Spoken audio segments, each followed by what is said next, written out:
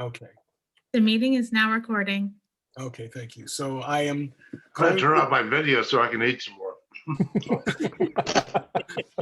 calling the meeting to order at 5:32. So I will do roll call. I'm present. Larry Chu. I'm here. I'm reading off a list, so if you can just announce yourself, that'd be helpful. I don't have it exactly in front of me. Oh, you want us to just say we're here? I'm Carolyn. Yeah, just say you're here when I say your name, because I'm reading down the list. Larry Chu, then Kingston Cole. Lucy Dilworth. Yeah. Okay, thank you. All right. Stephen Keys. Here. We're Carolyn, all here. We are, but we still have to go through this. Carolyn Longstreth. I'm here. Max Perret. Here. Pat Randolph. Here. And Rebecca Suggs. Here. Very wonderful. Okay. So I noticed that, and I'm sure he'll come back online, but Kingston did drop off, but I'm sure he will be coming back in. Oh, okay, okay. Yeah, somebody made a snarky comment about his eating dinner in front of us, so. Oh, I didn't hear that. Did somebody? Why do you think I've got my video off for the moment? I know that trick. I do the same thing if I'm here. Yeah. It'll be on in a moment. Yeah. Been there many times. And we've got Kingston coming back in. Okay, great. Okay. Enjoy your dinner, Kingston. Okay, so we'll move to item 3, which is agenda adjustments. Does anyone want to offer any adjustments to the agenda this evening? Seeing none, we will continue moving forward. Thank you. Number 4 is open time for public expression. If you'd like to speak as a member of the public, just please raise your hand. Seeing none, we'll close that item and we'll go to the executive officer's report, item 5. Mark, the floor is yours. Good evening. Yeah, that was easy for me to say. Good evening, everybody. Thank you for joining us tonight. My first thing I'll report out is the retreat that we had with the board of directors. I felt it was very successful for step 1. We do anticipate a couple more steps. The future steps won't be as involved and have as many breakouts and won't be as long as this first one. I wanted to thank all the Citizen Oversight Committee members who attended. Your participation was super valuable and appreciated. From a personal note, as far as what I felt was one of the largest successes in that retreat was actually the introductions and having the board members be able to spend a half an hour, some of them an hour with each other via Zoom, but actually getting to know each other. And I forget who sent me an email or a text message. It might have even been one of you folks that said, wow, I'm actually able to look at the board members as an individual now, and I've gotten to know them a little bit more. So I think that was important. And I think we're really starting to build a stronger relationship amongst the board members. That those little one-on-one meetings helped quite a bit. And also some of our subcommittees are helping to build relationships. When you get people into the 3 or 4 person environment, you can start having these more in-depth conversations. So I really enjoyed that portion. The breakouts I thought were very successful. And one of the things I noted was the alignment of what people have as far as a vision for the MWPA. I thought there was much greater alignment than a lot of people thought there would be. And that ranges not just from the board members, but from the members of the communities, members of the Citizens Oversight Committee, members of Operations, Advisory, Technical. I thought there was much greater alignment. So that was really encouraging. Also at that meeting, we did approve the implementation of Zone Haven for evacuation management. I think that is going to be just a very powerful tool. We already had zone-based evacuation procedures here in the county, but it was a static system and it did not take flow of traffic into account. Whereas Zone Haven is very dynamic and it takes the current traffic conditions into account to provide the fireground commanders an excellent decision-making tool as far as creating routes of egress, routes of ingress for the fire response personnel. And Zone Haven is a very new company, but however, because of today's environment, they're already an experienced company, and that product has been used in numerous large-scale wildfires. It's actually being used now as we speak to manage evacuations in Santa Cruz and San Mateo counties.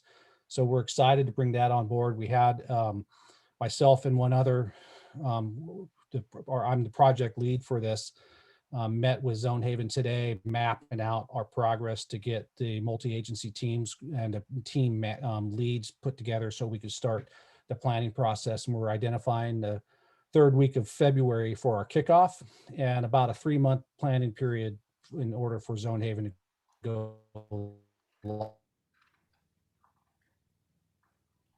Preparing for the executive committee meeting next week. Some of the items on the docket will be the review of the Ramy Moose Manley memo. Also, there will be a rough draft of a request for proposals for an environmental consulting firm so that we can get them on board while we start creating the 21-22 work plan.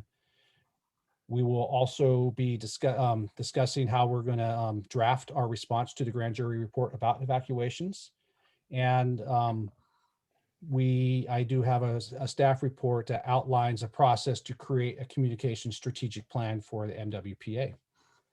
Finance Committee will be meeting relatively soon, and their 2 main tasks will be to take the input from the December board meeting towards the purchasing policies, and we approved them as working drafts. And we have some refinement that was suggested from the board of directors for the finance committee to wrap into the finance policies.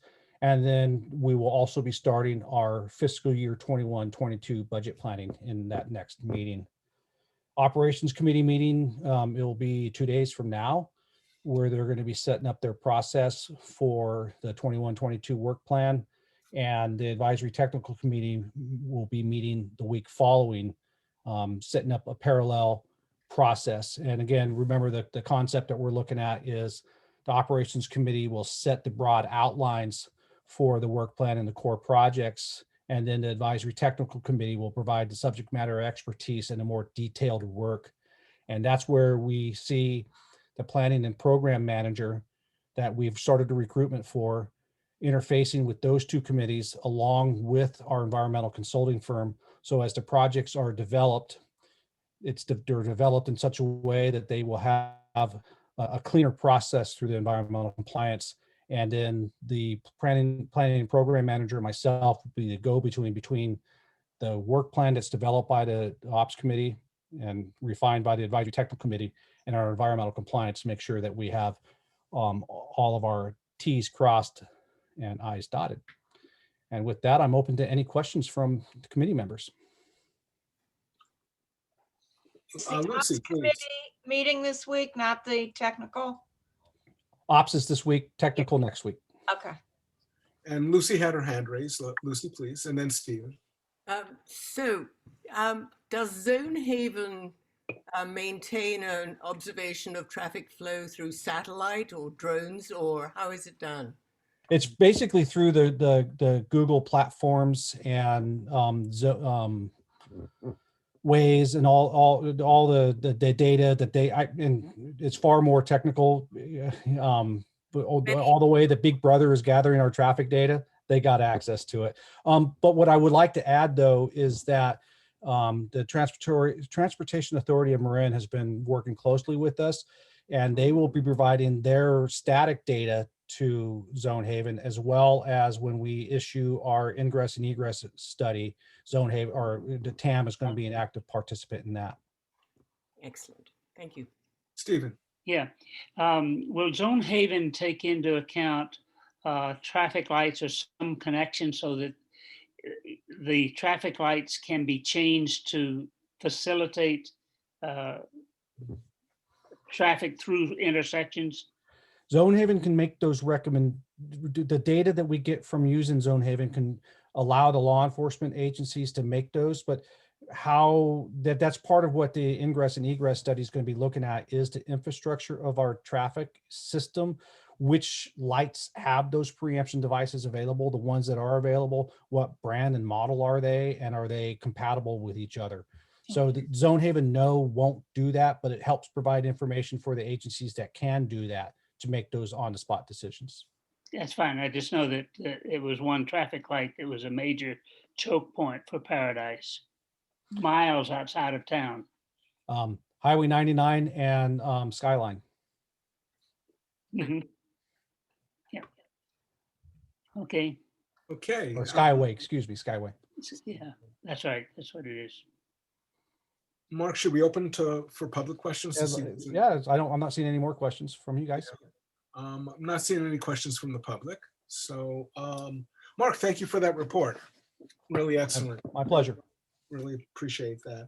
So we'll move on to item 6, which is the approval of the minutes for our 12/1 meeting, our 12/29 meeting, and the 1/13 meeting. Does anyone have any comments to the minutes at this time? Lucy, please. Minor typo, page 2, item 8, nothing significant, just a little tidy up. What date, Lucy? 12/1, the 12/1 minutes, page 2, item 8.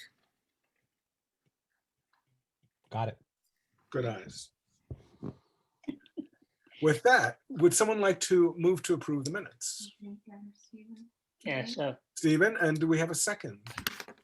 Kingston, thank you so much. And so with that, minutes have been, do I ask for a vote on, or is that good enough?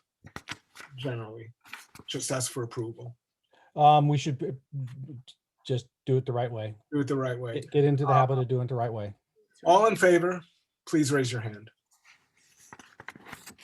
Okay, unanimous. Thank you so much. Yeah. All right, so we'll move on to item number 7, Policy and Procedures Code of Conduct. The recommendation is to create an ad hoc subcommittee to create rules and procedures and a code of conduct. And with that, Mark, I'll give the floor to you. Kingston, do you want to ask a question prior to? You're on mute. You're on mute. I'd like to make a statement to start things off. Is this the appropriate time to do that? I actually, Kingston, I believe it was your. It was my idea.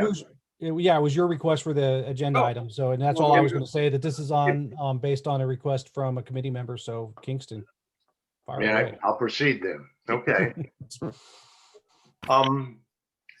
As the taxpayers representative on the COC, I believe I have a particular mandate preserving and improving transparency between the MWPA and the people whom the agency serves.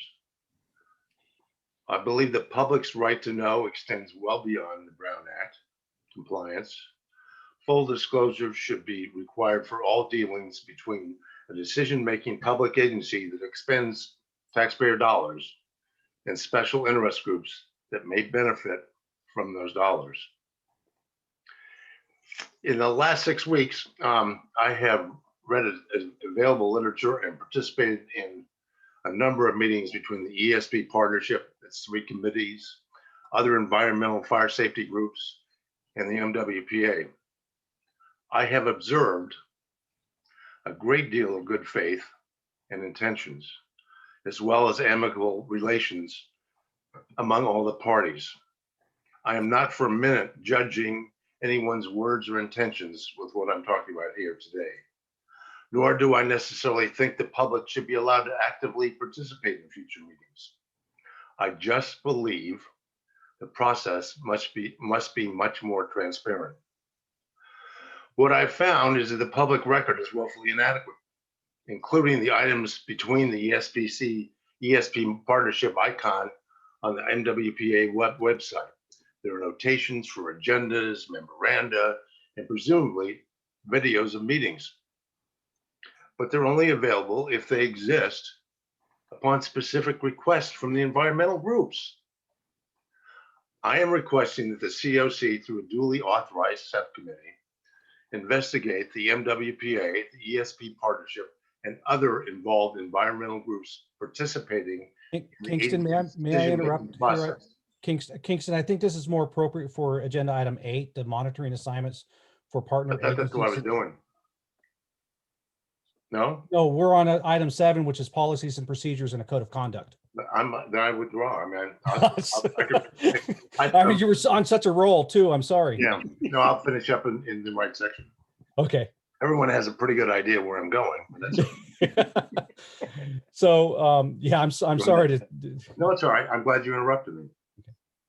So this should be under 8, what Kingston just said. Yeah. Yeah, so let's get back on track and go back to the discussion of the policies and procedures and a code of conduct. And Okay. that was an agenda item request based on the recommendation from the bylaws ad hoc subcommittee, if I remember properly. And to have, rather than have policies, procedures built into the bylaws, to have a separate document for policies, procedures, and code of conduct. And if I remember right, the question was, a question that was posed was, is it appropriate for a separate committee to tackle this, or would the bylaws ad hoc subcommittee wish to take this under their wing after the bylaws are finalized? So I'll open it for your guys' questions. Then we can go to public for any questions, then go to discussion. Open for questions. Pat, I see your hand up, please. You're muted. It's really not a question, it's discussion, so I'll wait. Okay. Are there, Larry, please. Yeah, for Max or anyone on the committee that is recommending this, I guess the bylaws committee, what was the rationale for having it as a separate document rather than just keeping it in the bylaws? Sure, I'm happy to answer, and I think Lucy too would be helpful as well. My recommendation was specific to the code of conduct. I've been a part of a number of different nonprofit and civic bodies, city commissions and such, and I find that when there's a set of ground rules that the participants agree to, that meetings tend to run more smoothly and more amicably. And if issues arise, you can point to the document and say, look, everyone, signed on to this. Is this still something we want to operate by? So my contribution was specific to that piece. Things like, don't interrupt, or, have knowledge of, if we're going by Rosenberg's rules, right, that everyone should understand those rules, that maybe there's, some additional things that aren't in those rules on how to run a meeting that we decide we want to participate in. That was my contribution, but Lucy had a number of other policies and procedures she thought could be helpful. So I'll turn it to her as well. However, Max, I think Larry's question was a little bit different. He was asking, what's the rationale for having it as a separate document from the bylaws? So his question was a little different. Maybe Lucy wants to answer that. Thank you, Max. Or either one of you. Lucy, Well, of I'll course. just say that the code of conduct would not be in the bylaws either way. So I think that's self-explanatory, but yeah. I don't think so. No, I don't think it's Well, self-explanatory. let's Carolyn, let's go in order. Lucy had her hand up, and unless Larry wanted to respond because he did ask the question, I'd just like to keep it in order if you don't mind. No problem. Okay. Oh, no, I mean, I've seen code of conduct built into the bylaws, and I've seen them as separate documents. And I'm just wondering if, having multiple documents and having to manage all that for our committee would be more or less difficult if it were in one versus several. Okay, very good. And Lucy, you've been waiting patiently, please. The floor is yours. Well, my experience as a practitioner of corporate law is that you keep bylaws to the structural minimum for clarity, and you fill in policies and procedures as they come in, as they arise, as you have time to think about them. And it actually makes the whole arrangement much more flexible. I have definitely the idea that a code of conduct should be one of those policies and procedures. The others, I think, could be built over time. I don't think we sit down and we write every single possible policy and procedure. We just have that as the mechanism by which we address these issues. Thank you so Yeah, much. Thank you. Stephen, you are next, please. I've observed a bunch of town council meetings where they start off by reciting a brief statement about code of conduct. And it has struck me that that has been useful because sometimes the public can get pretty boisterous and argumentative, and sometimes somewhat nasty. I've also seen it where counselors have been curt and impolite with each other. And my sense is that a short statement about treating each other with respect and politeness or something and sticking to the point is a useful way for Larry, for you, Minikis, to sort of make a statement to remind us to be nice to each other, but also the public when they are addressing us to do the same thing. So I'm in favor of having something short. Maybe it's something we quote from the bylaws, but it just seems to me to be easier if it were separate. So go ahead. Pat, you have your hand up, please. Thank you. I'd just like to sort of second what Lucy said, that my experience with a variety of different organizations is that you want to keep the bylaws to the most important minimum things, because bylaws are harder to change. I've seen organizations struggle because the bylaws say one particular thing and they want to do something ever so slightly differently than the bylaws do. So I think it's just, it's policies and procedures are easier to change. As Lucy said, they arise over time. It just seems to make for a clean, simple bylaws, and then fill in with other things as we need them. Okay, thank you, Pat. Appreciate that. Carolyn, did you want to say something, or were you okay? I just want to make sure. Okay, I mean, my preference is to, I mean, I guess it depends on how voluminous these rules are going to be. In my experience, they are incorporated into the bylaws with a simple statement about treating each other courteously. I might have a note here about, a little more, but, and, I don't see that bylaws are difficult to amend if we decide we want to. So I guess my notes are that the standards, and maybe you have much more extensive ones in mind, but attending the meetings, carrying out responsibilities, and civil participation. So if they're reasonably brief, I would prefer to see them added to the bylaws. Okay, appreciate your comments as well. And we don't actually have to make a decision tonight whether they have to be added to the bylaws or not. We could do a set of rules of conduct and then make that decision afterwards. So it's really not something I think we need to answer this evening, if everyone's in agreement. And it's really a question of, I'll come to you in a second, Lucy, thank you. Really a question of the formation of the subcommittee, the makeup of the subcommittee, I believe. And Lucy, please. Just a note, for when we amend the bylaws, every time it has to go back to the board. So that's the structure. That's why we try to keep to the structural minimum and then make our own, which should be a pretty well an internal matter as to our code of conduct or other policies and procedures, and it's much less cumbersome.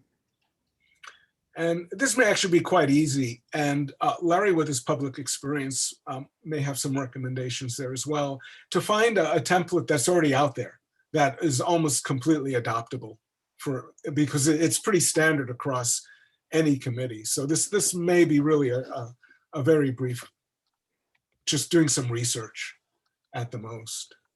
Larry and The then only thing- Yeah, the only thing that I can suggest you look at, and maybe Allison can shoot it out to the group or Mark, is, Larkspur has a principles of operations that are in effect the same thing as what we're talking about here for the code of conduct. We adopted it decades ago as part of a resolution. So it's the way that we conduct business, in our city. We're not aware of any other cities having that, because I remember that kind of went around as a question to the different cities at the Marin Council of Mayors and Council Members meeting. But, that question was asked a while ago as well. But, that's a starting point if anybody wants to look at it, unless they have something else from another organization. thank you, Larry. Pat, you had your hand raised, and then Stephen, we'll come back to you. Okay, just very quickly, I agree totally that a code of conduct should be fairly simple, and several organizations that I have belonged to have that. Policies and procedures are a little bit different because they apply more directly to what we're doing. And I agree that this doesn't have to be decided tonight. Thank you, Pat. Stephen, please. Yeah, I'll get the code of conduct that Fairfax has. I don't know whether they call it that or not. And the same way for the Ross Valley Sanitary District, I get theirs. And send it to whoever, is it Max or whoever it is that is it. Go ahead and send it to me. I Mark. can make sure it gets off to the right people. Right. Kingston, was that your hand that I saw briefly? No, I just would like to have a copy of the code of conduct when it comes out before the next meeting. That's all. Just Right. whenever we decide, so I can look at them. And I did see the Larkspur document, and I thought it was really well thought out. I'm not endorsing it. I'm just saying that was my impression of it. So, for what it's worth. So I think where we're at is forming this committee, the subcommittee, ad hoc subcommittee, and the membership, and whether it should be the current membership or whether we should perhaps mix it up a little bit and have separate from the bylaws.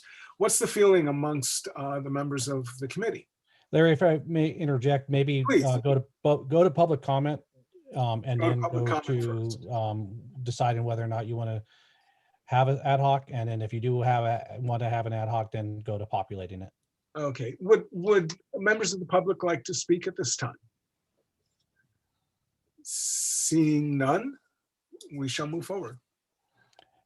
And now go to deliberation if you want to create the ad hoc, and if so, who populates it.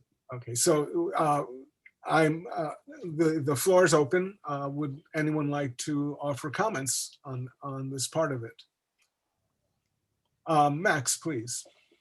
Yeah, I'm happy to serve on it if folks would like. However, I'm cognizant of the fact that, up until this point, we've really had one kind of administrative subcommittee, which has been the bylaws. And so giving people an opportunity, if there are interested folks, I'd be happy to bow out and let someone else take on the code of conduct. Stephen, did you have your hand, or was it Pat who's next? Pat, I think it's you, please. Yeah, as far as the code of conduct goes, I don't think, I think that's anybody who wants to. As far as if we get to policies and procedures, I think there should be some crossover between the bylaws and the policies and procedures, because there were lots of things where we said, perhaps we should leave that as a policy or procedure. So I think some institutional knowledge carried between one and the other would be good. Very good. Any more comments? Stephen has his virtual hand up. Stephen, and then Larry. Stephen, I missed your virtual, please. I want to agree with Pat. Okay, thank you for that. Larry, please. No, I was going to say I have no preference. So if people who have been kind of working along the lines of the bylaws see this as an extension of it, I'm fine with the same group. You know, just as we all know, no more than 4 people. Right. As chair, I feel like I'd like to serve on this simply from the position of chair, but that means someone would have to drop off, and I really don't want to make some. If you're all committed to this, raise your hand, and we'll just let your committee handle it. Okay. Rebecca, I don't see your hand. I'll raise my hand and say I'll volunteer to drop off if you'd really like to be on. Okay, that would be great. Yeah, that way we have a little cross-pollination in here. Sure. And I think as chair, it's helpful to be on this. So with that, I think that we'll end the item, close the item. You need to have you should have a vote. Probably should have a motion to form it. Okay, so since you don't have bylaws that say how you form. Yes, you're right. Ad hoc subcommittees, you probably should have a vote. Right. I see 2 hands up. Stephen and Pat, I'm not sure who's up first. So Well, let me go quickly first. I was going to say, if there's someone else who's dying to be on this committee, I too would volunteer. I'm happy to serve, but I'm also happy to not serve if there's someone else who wants to be on this. That's very kind of you, Pat. Is anyone jumping through the screen to serve on this? Okay, Pat, then you're elected. Stephen, you please. I move that the current bylaws committee, with the substitution of Larry Minikis for Rebecca Suggs, address the issue of policies about conduct of our meetings and of our members. Okay, Lucy and then Kingston. I'd like to amend the motion to say addressing issues of policies and procedures in general, code of conduct being one small element in that, if that makes sense. Okay, accepted. Okay, accepted. Kingston, please. I just want to second the motion. Okay, so you're seconding Lucy's motion. The Right, amendment. well, it's been accepted by Stephen. So yeah, it's one and the same. Yeah. Okay, Lucy, would you like to state the motion one more time so it's clear for the record, please, if you don't mind? So there's a motion to form a policy and procedures subcommittee focused on developing policies and procedures and also approving or generating a code of conduct. For the COC. For the COC specifically. Yeah, we should say that. Oh, and the committee to be made up of the bylaws committee, except Larry Minikis substituting for Rebecca Suggs. Correct. Right. Okay, very good. And with that, Larry, please. Question for Mark, as a matter of clarification, do we need to state whether it's an ad hoc or a standing committee? I think that is a good clarification. If it's a, and the definition of an ad hoc is a subcommittee that would be coming in for a specific task with a specific timeline. After the task is completed, it is disbanded. Whereas a standing committee would continue to work on policies and procedures as they come up. So I do think that is an important clarification. Any comments on whether this should be ad hoc or standing? Lucy, please. Either way works. We could do it on a policy and procedure issue by issue, create a new committee every time. Might be more flexible to do it that way. Or to create a new committee each time. Yeah. Yeah, because there's, in one, as you're saying, in one way, there's no harm to making it ad hoc. It isn't like if it goes away, you can't do it. You can't reform. You certainly could. So with that, we'll form it as an ad hoc subcommittee, and would be my recommendation as chair at this point. And with that, we'll take a vote. So all in favor of Lucy's motion to form this ad hoc subcommittee, please raise your hands. Okay. Anyone abstain or not in favor. With that, Carolyn, you are not in favor. I'm not. I already stated my preference. Thank you, thank you. No offense to anybody, it'll be fine. We appreciate that. We appreciate that. Okay, with that, it was 8-1 vote, and we at this point will close that motion.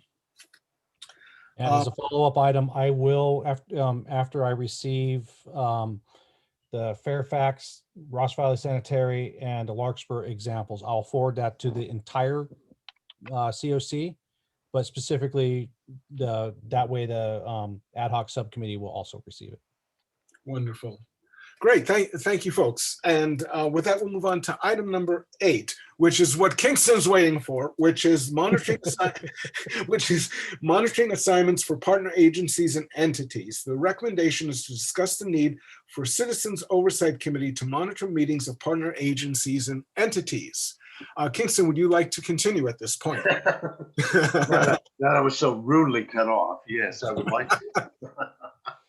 Speaking of code of conduct, right, Kingston? Let me recommence. I'm requesting that the COC, through a duly authorized subcommittee, investigate the MWPA, the ESP partnership, and other involved environmental groups participating in the agency's decision-making process to ensure full disclosure of past meetings, dealings, and activities among the parties. I'm also recommending that the subcommittee monitor all future meetings, dealings, and activities. And the following are my specific concerns and recommendations for the COC's consideration. Number 1, the contractual relationship among the involved parties. The partnership between the ESP partnership and the MWPA has been described by various parties as, and I heard it several times, as a handshake agreement. The arrangement has been ongoing for the last year with much more progress expected during 2021. The ESP partnership also has a formal presence on the MWPA's website, a distinction no other organization or cause enjoys. I believe the relationship between the parties must be formalized as soon as possible. The public needs to know exactly what the responsibilities, expectations, and commitments are between the two major entities and other involved parties, such as FERN, that are proposing best practices in negotiating policy positions for consideration by the MWPA. Number 2, past meetings among the involved parties. I believe that all pertinent information must be disclosed on the website.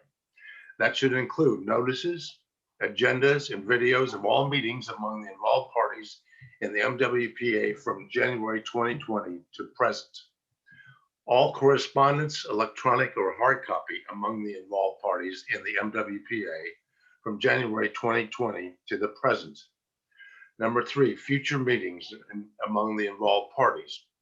I recommend the same disclosure criteria be applied prospectively as I've mentioned for the past activities. And I recommend that the COC subcommittee, if it is duly authorized, monitor all those activities going forward. Thank you for your consideration.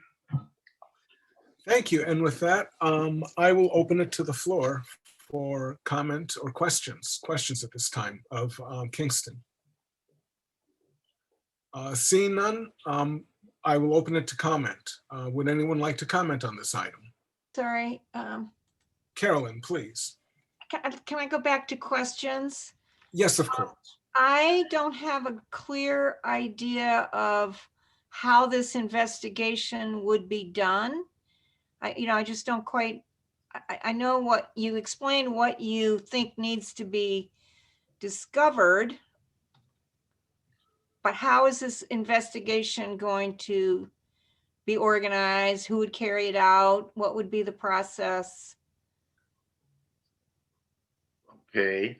I don't know what the subcommittee will find. All I know is generally what to look for. Okay, and in particular in the past. And when they go through all that, I think it's as much a matter of making sure that all the material is out there and available to the public. At that point, the past activities, at that point, I think that the subcommittee should be satisfied with the public outreach. So this would Going be a forward, I'm not sure what's going to happen. All that would right? be a subcommittee of our committee? Yes. Oh, I see. Okay. I'm sorry. Yeah, I thought that made I that clear. didn't catch that. Okay. Yeah. Okay, very good. Any more comments at this point? And then I suggest, Larry, public comment and then deliberation. Will do. Okay, so public comment, would anyone, okay, Belle Cole is in attendance and she would like to comment. Belle, we'll bring you in.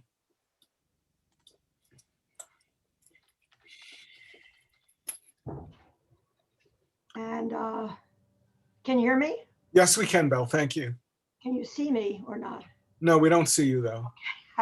I see you. It's the rainy weather. You might have to turn your video on. That's all. With the way this is set up, I don't think that attendees who are Oh, speaking okay. will have video. Okay. All right. Yes, we are in the dark. So I guess that I'm not quite clear. I mean, I can answer a lot of questions that Kingston raised about the ESP because I've been associated with it from the beginning. And as you may have heard or known, in the early days when the MWPA was in its infancy, it was Measure C. There were environmentalists working with the MWPA, but the fire professionals on a common theme, which was that environment and climate issues should be an intrinsic consideration of actions by the MWPA. It was just very clear to everybody that they wanted this to happen. So the partnership grew in 2019, and in 2019, we had the first meeting, which was in January, and about 50 people came, and you know, it's working to do what we had tried to do, which is to bring in the scientific expertise and the organizations that really want to see that the best management practices and that there is a cooperation and a partnership as we move ahead with plants. And it's we now have at least 90 individuals around Marin who are associated with it. And we also have, in addition to that, we have about 40 organizations that are associated with it. And it's been kind of takes your breath away that there's all this interest and willingness to participate in understanding and helping and creating something that we all think is desirable. So I'm just giving this as a little background, and you probably know it already. But we formed, as you know, these 3 committees, and one's on vegetation management, one's on defensible space, and the other one is on carbon management. And we're going ahead with that. And so to Kingston's point about how much information is out there, we do have the website, and it is true that it's a work in progress to make sure that the website is fully that it contains all the information of the kind that you were talking about. We do have some information up there, but we hope to improve that as in the next few months. But it's anybody who wants to know about it can easily find out about it. There's nothing going on that we don't want to let people know, but we're operating in a voluntary fashion, and and we have been able to communicate with at least 100 people over this past year in bringing them up to date, and other people who are beginning to find out about it can join or can express an interest. So, And Bill, I do need to ask you to wrap this up. Okay. Thank you. I'll just add one more thing, which is that it would be possible to update some of that information, but otherwise, I just am curious about what you would like to achieve with the committee. Thank you, Kingston, if you, Yeah. normally we don't respond, but in this case, it's fine. Kingston, please. But it can just be on the record. I don't care. It's up to everybody. I think all what you say is true. I think that I've never imputed anything with the best of motives to everybody that's involved. All I'm saying is I wish that partnership. I think if you're going to be on a website and you are, all right,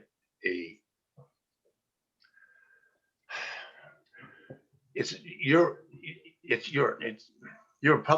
an interest group, okay? I don't care which way you cut it.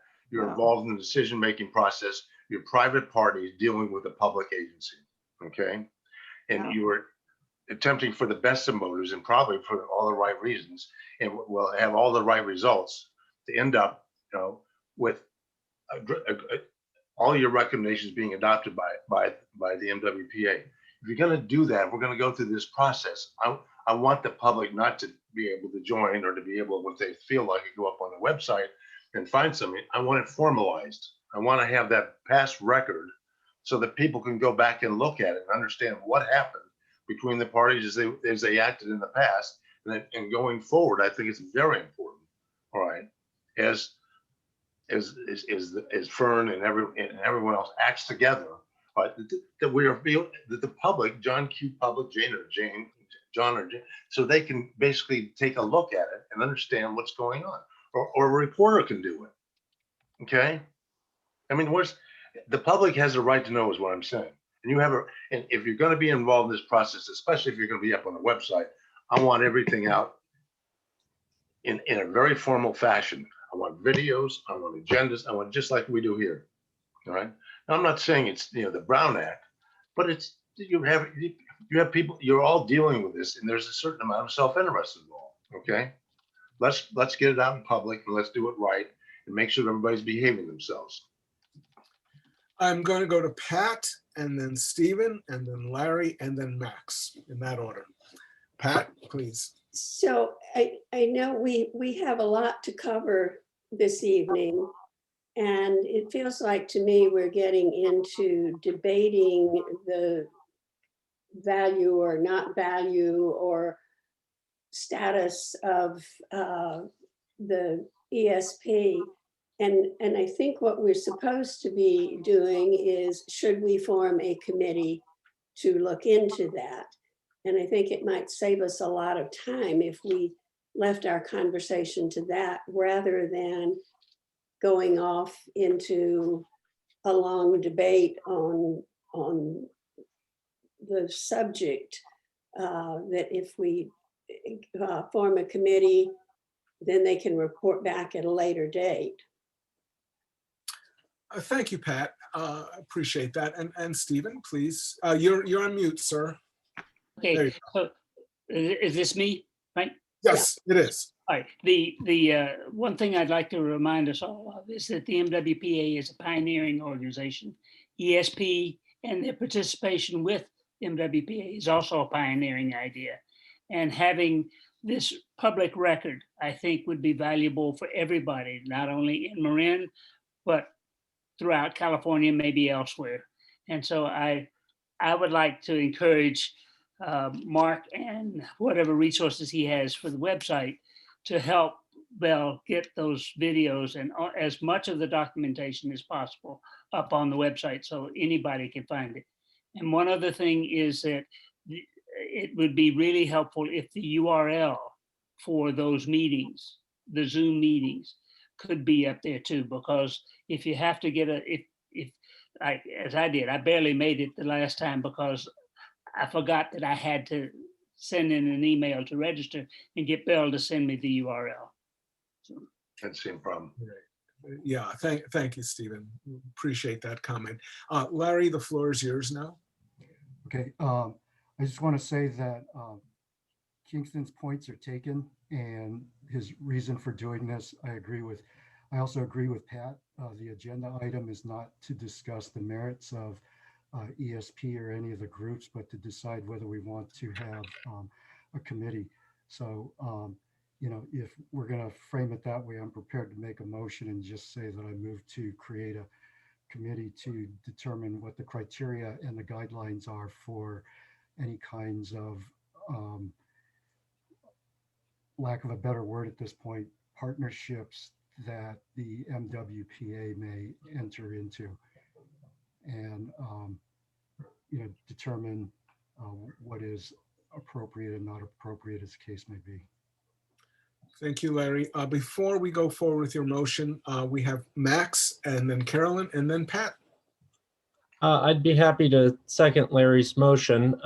My comment was in regards to the staff's role, and I think it could be helpful at a future meeting for the COC to hear from Mark on what staff capacities there are to support committees as well as partnership entities. I agree with Kingston's point. I think it's a great one that if you're going to have something on the website, right, there should be a process by which they comply with everything that we would comply with as the COC. And I agree we shouldn't get into those details tonight, but I think some of this may get ironed out, right, just naturally as additional staff are hired, right? It was just mentioned that I believe the program manager position is going to be hired for. We have Allison with us tonight, right? Some of those pieces have been coming together in recent months and make it just folded in automatically. So I'd love to hear from staff, whether that's in a subcommittee or at the COC. I don't have a particular preference. I'm happy to second the motion if that's the direction folks want to go. Thank you, Max. The floor is still open. Carolyn, you had your hand up, and then Pat. Okay, well, I was just wondering after, I think it was Stephen who said we could get these things, get everything that we have, records that Bell has posted. And, the meetings are open to the public, so anybody can go. Does it make sense to take some time and get everything compiled and put up on the website and then see if there are still questions that need to be investigated? Or, I'm open to it one way or the other, but maybe if we get all this material up on the site, that will be sufficient. I don't know. Thank you, Carolyn. That's Then I guess is where I'm going. Pardon, say that again? Well, if we get the material up on the website, we'd be in a better position for people to weigh in on whether we need more, whether we need more of an investigation or inquiry of some sort. That's actually a very good point. Pat, you have your hand up. My only comment was, I think, and I don't have it written down, but in the format that Larry made the motion, I felt like it was taking on powers or prerogatives that we don't have. It's not our job to decide what the criteria for, I've forgotten exactly how it was phrased, but that's the board's prerogative to decide what the criteria for relationships should be. All we're, I think, asking is to have a committee to look into the current state and develop a past record. And there's no outcome at this point in time recommended. Thank you, Pat. Larry, you, and then we'll go to Kingston. Yeah, as a matter of clarification for Pat's comment, the purview of what I'm recommending is for how we ensure there is adequate transparency. Not determining who those partners are, like you're saying, that's a board function. But I think what we're really discussing here is how do we know that, these partnerships that the board enters into, is there adequate disclosure and transparency with, these relationships and how it's presented in either our website or any other correspondence or collateral materials. Okay, thank you, Larry. And I'll turn to Kingston. You have the floor. And correct me if I'm wrong, Mark, but didn't you mentioned a couple times that you were working on developing that relationship at the board level? I haven't seen anything about it, but am I wrong? We do have that as an agenda item, future agenda item, to identify and define that relationship. However, we've been, having to prioritize our tasks that we're accomplishing, and that we haven't gotten to that spot yet. We focused on the retreat and start the strategic planning. Now we're working on, and we've congruently have been working on our environmental compliance, and we're starting to get into our communication strategy. And so it's rising to the level of where within the priorities for discussion. Maybe this will nudge it a little bit more. Okay? Maybe it will. and I would like to just add a couple of comments here.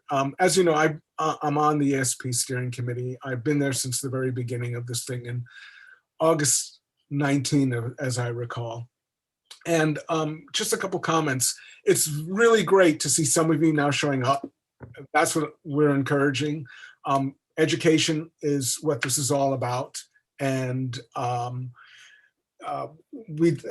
would be the best thing that could come out of the subcommittee. And Kingston, I'd just like to take umbrage with two things you said, if you don't mind. And one is that we know that there's self-interest involved. We don't, you mentioned self-interest, and you'll find out for yourself, but I can assure you there's been no self-interest. No one has an agenda that I've been working with at all on this. We're all community focused.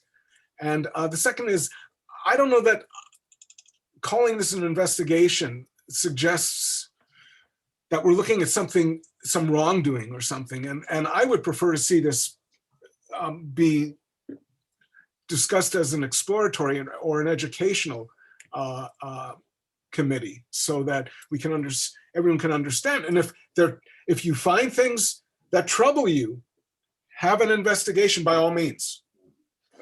That would be my suggestion. Kingston, please. Yeah, I tried to say at the beginning when I interrupted, was in the wrong item. I really don't impute any sort of base motives to anybody in this process, but there is a collective self-interest, but on the part of the environmental community. All right, that makes it a special interest group, at least in my mind. And I don't mean it in a pejorative sense. I'm just saying, you all of you together have a distinct self-interest in making sure the environment from your perspective, all right, is the way it should be. Okay, I mean, the firefighters are not exactly on the same side from what I'm seeing. So I'm saying you have a collective self-interest, and I think that's just fine. In terms of the word investigation, I struggle with that too, and I don't mean it in the sense of some sort of delving into all the fine details. I don't know what we're going to find, but I wanted to at least say that whatever the subcommittee does, it's going to be looking into everything and making sure that all the ducks are in a row now for a change. Okay. Yeah, very good. I appreciate your comments there. Are there any more comments at this point? And I guess we'll bring it back we have a motion. Larry, you have a comment? Yeah, I'll just restate the motion for. Thank you. Okay, it's to create an ad hoc committee of the COC to ensure, create an ad hoc committee of the COC to create guidelines to ensure there is adequate transparency in the relationship between can't even read my own writing, our partnering agencies and entities. Close enough, Larry. Yeah, we knew where you were going. Thank you so much, Larry. And Max, you had a second there, which I assume still stands. And so we'll call for a vote. Sure. I couldn't hear everything Larry said. It's to move for an ad hoc committee to create guidelines to ensure there is adequate transparency in the relationships with partnering agencies and entities. That's Carolyn, you got that this time? I'm trying to get it down. Transparency between It will be in the minutes, of course. MWPA and other entities, Partnering or agents. just ESP? Oh, I just said, you know, see, you know, just to ensure there's transparency in the relationships Right. with partnering agencies and entities. Okay. Okay, very good. All right, Carolyn? I think so. Okay, with that, are we ready to take a vote? It appears so. So please raise your hand if you are in favor of forming the committee. All in favor? Any opposed? Max, I didn't see you. You're on board. Okay. And Carolyn, I I'm assume. never sure if I should vote when I'm a second or a motion, but yes, of course. Oh, yes, of course. And Carolyn, you voted in favor. I did, yeah. Okay, so it's unanimous. All right, and with that, we'll close the item. And we will open to item number 9, Proposed Citizen Oversight Committee Bylaws Review. And this will be to continue to discuss the bylaws and receive input from COC members. So with that, let me open it to the committee and whomever would like to take the lead this evening.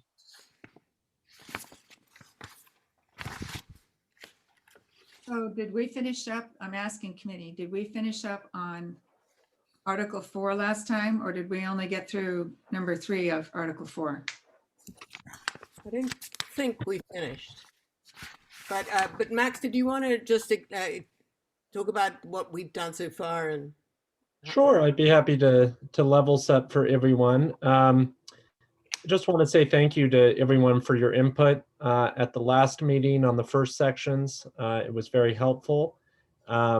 We have discussed as a bylaws subcommittee everyone's comments, and we've made some proposed changes, but for tonight we really want to focus on moving forward the sections that we did not have time to take on in the special meeting we held. So with that, I'll turn it over. Lucy, I believe the floor is yours for the section that we were mostly done with, but I think have to wrap up, and then we'll turn to our other 2 members. okay. Well, before we do this, the subcommittee sent a letter to the board, and quite extensive. And it raised a number of questions as to the formation and to some of the basis here. And I'd like us to go over that if we could. And I've made some comments, and if you don't mind, I'd like to read these comments. You know, you had a 1,500 word letter there, so there are several sections that I'd just like to address if I may have the opportunity to do that. Yeah, what should we address that first, or do we want to take that after we get through the document? I'm just cognizant of time and the fact we didn't get through it last time, but Right. Whichever way you prefer. Yeah, I would prefer to go through that first because it's part and parcel to the document. Okay, great. Because the letter came through, you know, and, you know, I'd like to express my appreciation, you know, for the subcommittee's preparation of the agenda item and the opportunity to review the several points in the letter. Due to the number of matters it covers, the document will require us a little bit of time for discussion. And for my comments, I'll make every attempt to go through them as expeditiously as possible. You know, but first, I think for the public's benefit and for our benefit, we should review the stated purpose of each committee under the MWPA, and this will be brief. You know, the Operations Committee shall be responsible for creating a recommended annual budget for the board and for creating a recommended annual work plan. And then the Advisory Technical Committee shall be responsible to the Operations Committee for expert advice and recommendations regarding how the programs of the authority should be developed and implemented. The authority will be governed by a board of directors, comprising elected leaders from each member to ensure the wildlife wildfire programs and resources are directed to areas of greatest need and opportunity for community benefit.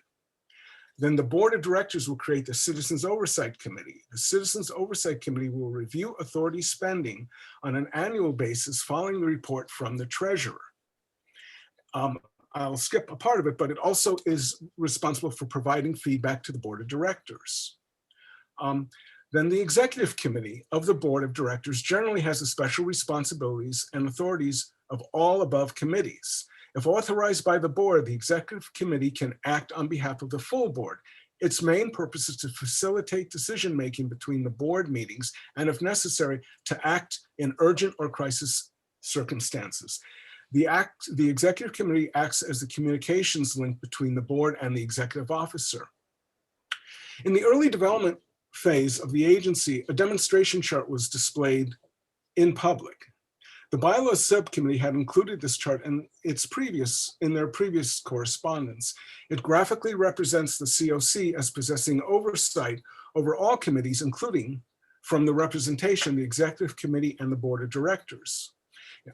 Now, I'm unaware of the exact origin of this graphic representation, but there has been no agreement as to its official representation, and it has not yet been adopted by the board, nor has really anything along these lines. My feeling is I believe the chart is inaccurate in its intended portrayal of the agency's structure. Yes, the COC is a critical part of the structure, but not in an overseer role, watching over and above day-to-day decision-making, as is being perhaps suggested here in that representation. Members are encouraged to participate and give opportunity with the expectation that they are being heard and that their correspondence are being read. This has never been in question. The question is to the extent of the powers and responsibilities this committee inherits. I believe the model that should be adopted will show the public appropriately is the pedestal upon which the MWPA positions itself. Citizens are its foundation. Together, the base and structure create an environment where the agency and its work can flourish. Without the foundation, there is no standing structure. This model will best represent the critical nature citizens and the COC play. However, the JPA oversight role language lacks, committee lacks language suggesting it has a role of final decision-making on spending. That is left to the board of directors. We cannot and we should not attempt to appropriate the board's responsibilities as our own. Now, going to the comments that were presented, the general concept is the subcommittee is proposing organizing ourselves as a model of the civil grand jury in its watchdog role. Further stated, a grand jury's most significant tool is its ability to talk to the decision makers, ask them questions, and raise issues and concerns. However, organizing as a civil grand jury is not included or inferred in COC formation language. The board of directors are the ones empowered to function in the watchdog role. I do believe we need more clarity regarding watchdog and oversight roles and functions, as there appears to be some confusion, which is completely understandable for a startup agency and what we're going through. The committee wrote, these bylaws provide the COC members the opportunity to be proactive and to participate when necessary as decisions regarding expenditures of Measure C are made. However, even without a grand jury style role, we still can be proactive and participate either individually as subcommittees or collectively in writing with any concerns we feel we cannot fully voice during public participation, and do this without the need for this particular model. Then the committee went on to say that its reason for suggesting this, rather than just a merely retroactive review of past expenditures, is at the end of the year, it'll be too late to prevent or correct errors. Now, I want to respectfully disagree with the assumption that we are empowered in this fashion, or that we are even qualified to prevent or correct errors. My question is, how do we qualify the specific expertise members of this committee possess to make determinations potentially that override the ATC, the Operations Committee, the executive committee, and the board itself. For public benefit, how do we ensure that members of this committee actually do know better than the experts that are built into the JPA structure when that is their specific role? I'm unable to understand how we override board function, and I believe this may be an overreach of the oversight function entrusted to this committee. It feels duplicative and inevitably will clash with the board. Again, our function is to give feedback to the board and not be a watchdog of the board. The subcommittee then went on to explain that after the jury's term ended, a number of ex-jurors who had studied problems formed a group called the Citizens for Wildfire Protection, CWP, acting as a nonpartisan civic organization, functionally as an early COC. This group participated in initial discussions to make sure that the MWPA was formed to properly meet the needs of a county-wide approach as identified in the grand jury's report. But please understand, others in parallel were also working closely alongside our leadership to craft the MWPA language. This was not the work of one citizens group, or that one citizens group held sway over the process. This should not be inferred as such to the public. Further, the subcommittee wrote that CWP members actively promoted the formation of the authority. They spoke at every public meeting, wrote letters to the fire districts, published op-ed pieces in the Marin Independent Journal, and consulted with negotiating parties, all to help create the agency and to overcome the public's concern. The passage of the tax measure was of great uncertainty. This is very true. But what needs to also be equally acknowledged is the fact that other groups and organizations were doing much of the hard work as well. This was a countywide effort, not limited to CWP members only. To add some context, I've been in front of this battle since the mid-90s. For example, with Mimi Willard, cost president, in attendance at an MMWD board meeting weeks before the grand jury released their report, I spoke before the board that evening, suggesting nearly the identical model in concept. Mimi then spoke enthusiastically in favor of the concept. The concept was not exclusive to the grand jury. There were others that was thinking about it as well. For the record, over these decades, I've also been deeply involved in the process. So we've all have skin in the game, and we are all deeply invested in its success. This needs to be clear. Then there were items that the CWP specifically asked for. And number one was a COC with real watchdog powers to be added to the formation agreement. COC language is specific. Nowhere is the definition for real watchdog powers explained. There's a need for distinction to be drawn between watchdog powers, the oversight function, and what real watchdog powers means as to their intended meaning.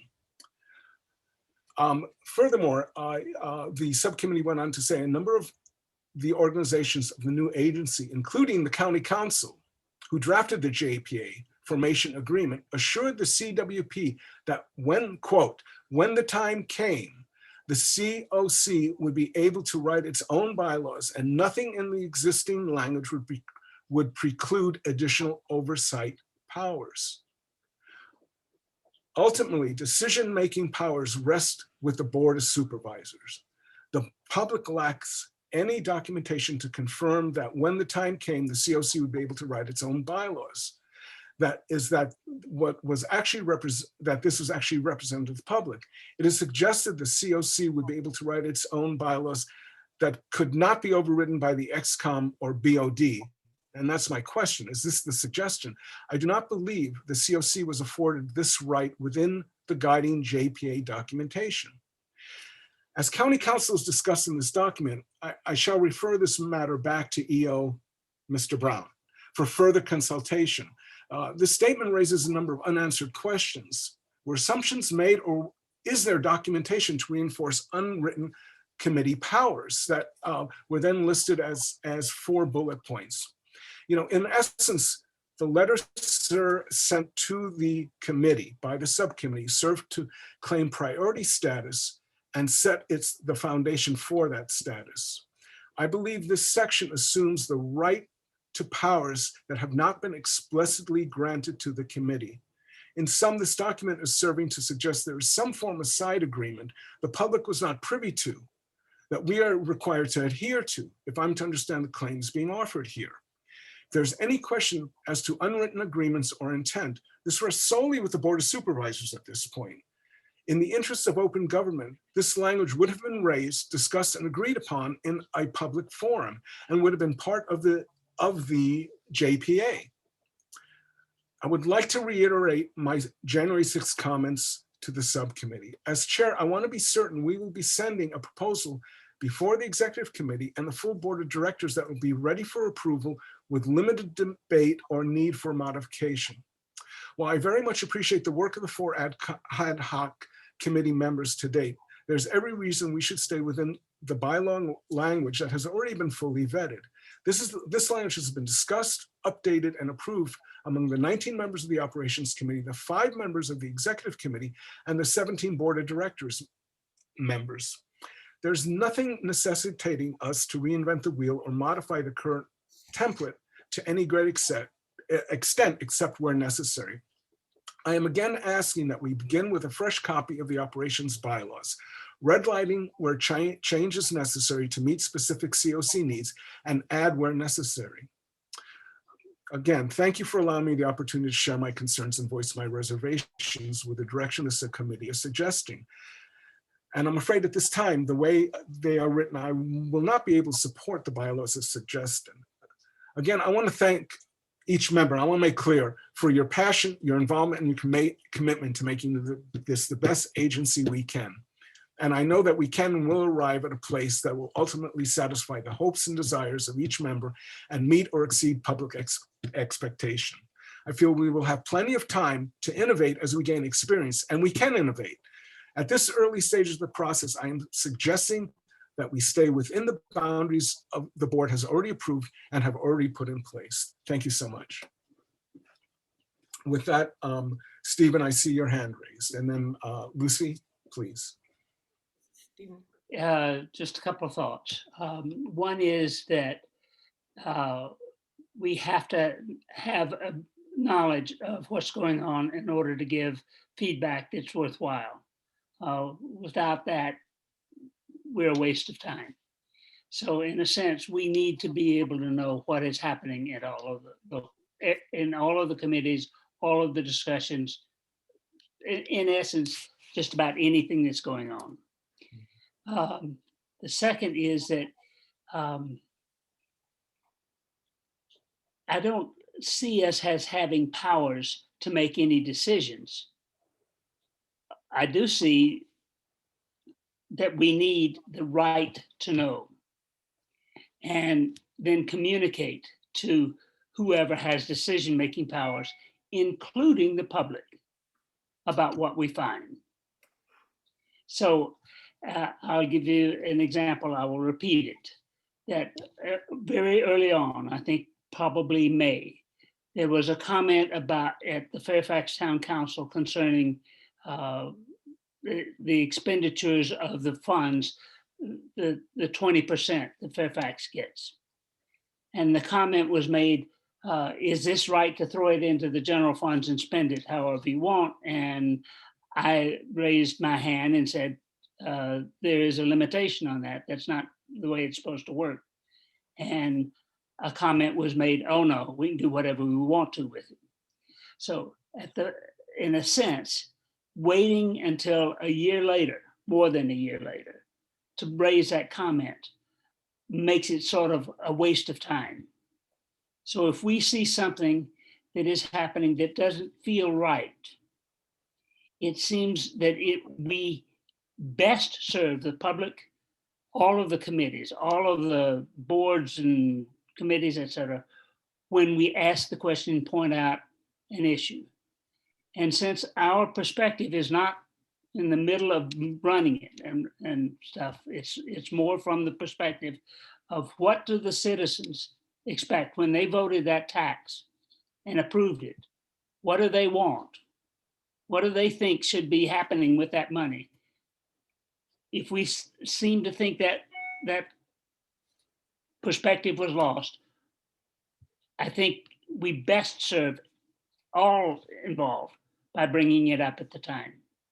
So this may not be in conflict with what you said, but it feels like it. Sorry. Thank you. No, thank you, Stephen. Lucy, you had your hand up, please.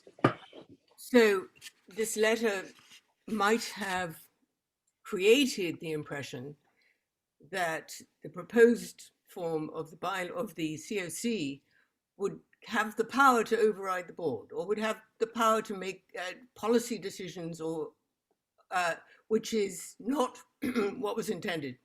We have the power to ask questions and raise issues. What's ultimately decided is not within our purview. If we write a report, we could mention if we think that this was misspent, but that's all we can do. But the point is that if by writing a report afterwards and saying we think this was misspent, it's too late.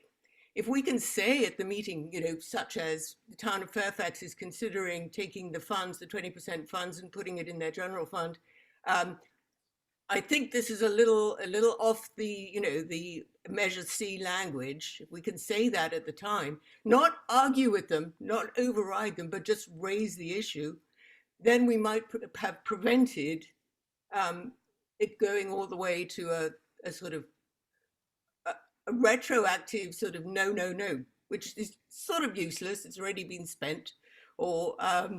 Second of all, I just wanted to add then, the use of the graphic has not been adopted by the board specifically, but what it was done, it was used to represent to the public when the whole concept of the agency was being discussed and formed, that this was going to be the great safeguard.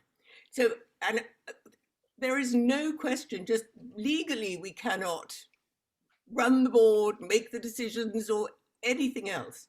But what we can inquire into is as broad as that.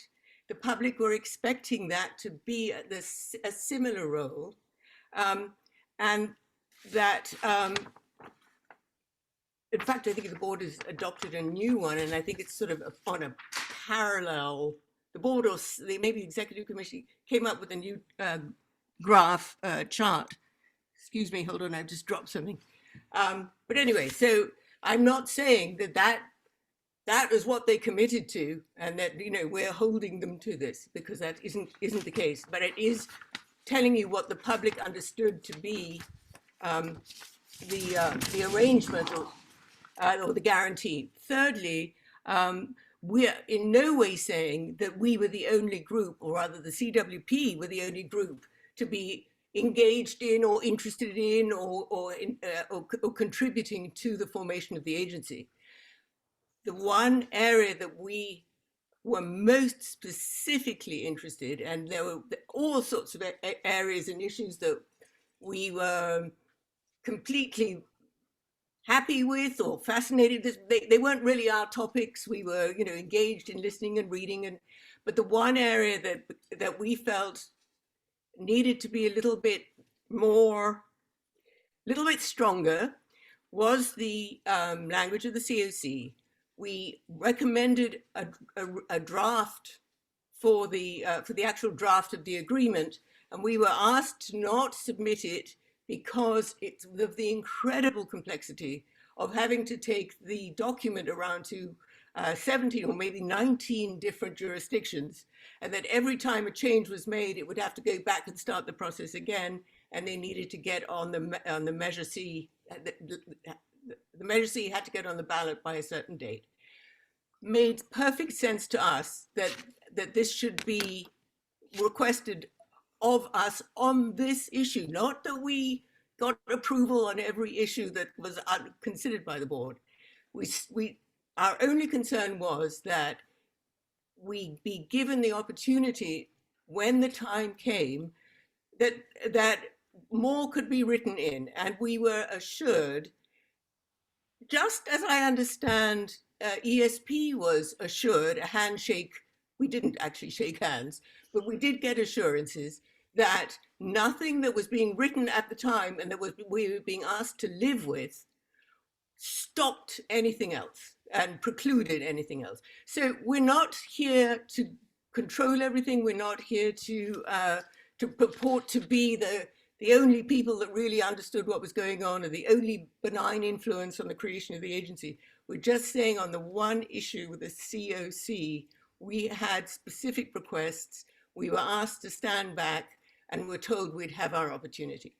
That's the story. Thank you, Lucy. Carolyn, please. Well, it would be helpful to know what those points were. I didn't get them from your letter, what you proposed that was not included. And the other thing I wanted to say is, to me, and maybe I've got it wrong, but it seems like the issue that we're debating comes down to the word participate in these meetings, as that's the word used in paragraph 3 of Article 4, that we are going to attend all the various meetings and participate. And what I'd like to ask is, it seems that you envision something more than what the public is allowed to do. You speak your mind when at each agenda item that comes up, the public is allowed to speak up. So we would be recognized to do that. And we can also, of course, as somebody else said earlier, submit written remarks to the board. And I'm not clear on why that isn't adequate. I take it that is not adequate in your view. Lucy, please, feel free. I think that when we say participate, we are not going to have something to say on every agenda item in every meeting. The one very limited area that we might have something to say would be to raise a question and say, do you foresee this expense coming in under this? Or, in other words, it would be a small question, which would maybe, we hope, sort of open a conversation as to whether it's appropriate or not. We're not there to thump the table and say, no, this is inappropriate. But we can raise it for ourselves, raise it for the group. And we honestly think a seat at the table gives a little more flexibility to a discussion than being a member of the public and speaking in that specific slot. Once again, we're proposing a very limited role, specifically on expenditures and work plans, and not just anything on expenditures and work plans, something that we see that might be taking us in a direction that we feel is not the right way to go. So participate is too broad, perhaps, but it is a presence. Well, I think the bylaws need to propose some wording that, spells out what you have in mind. Well, I don't think the word participate is capturing, even a seat at the table. Again, it's not really making it clear. And like Larry said, we want the board to accept what we come up with and not start a whole debate about that. So,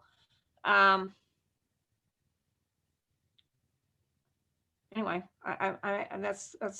you could answer the question I asked, I guess, which was, well, you did, about participate, but there was something previous. Oh, what did they not put in the JPA, language that you asked for?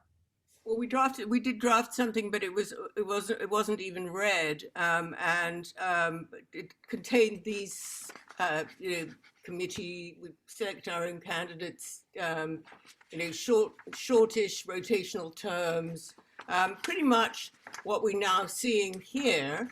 Though we didn't get down to the wordsmithing properly because we were asked to stand aside on that issue. Thank you, Carolyn. Thank you, Lucy. Stephen, and then Pat. Yeah, so the concern I had when I was thinking about this was that the public has 3 minutes or some limited amount of time to make a comment, and then that's it. Whereas the subcommittee or the committee has time to debate and discuss and deliberate.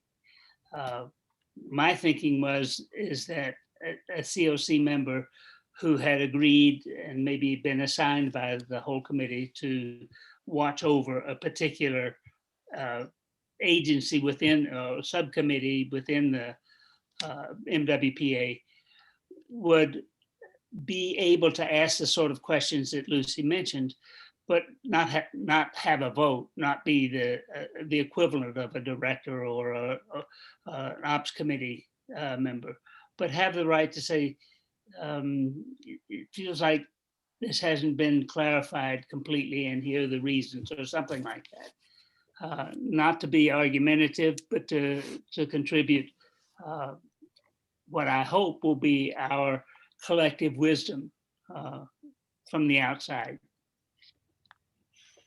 Thank you, Stephen. Pat, you had your hand up, please. Just sort of procedural suggestion. It feels like we're not going to get to what was supposed to be the main reason for our being here this evening. And the committee has met and has taken a lot of your suggestions already into, you're not looking at the document as we have it now.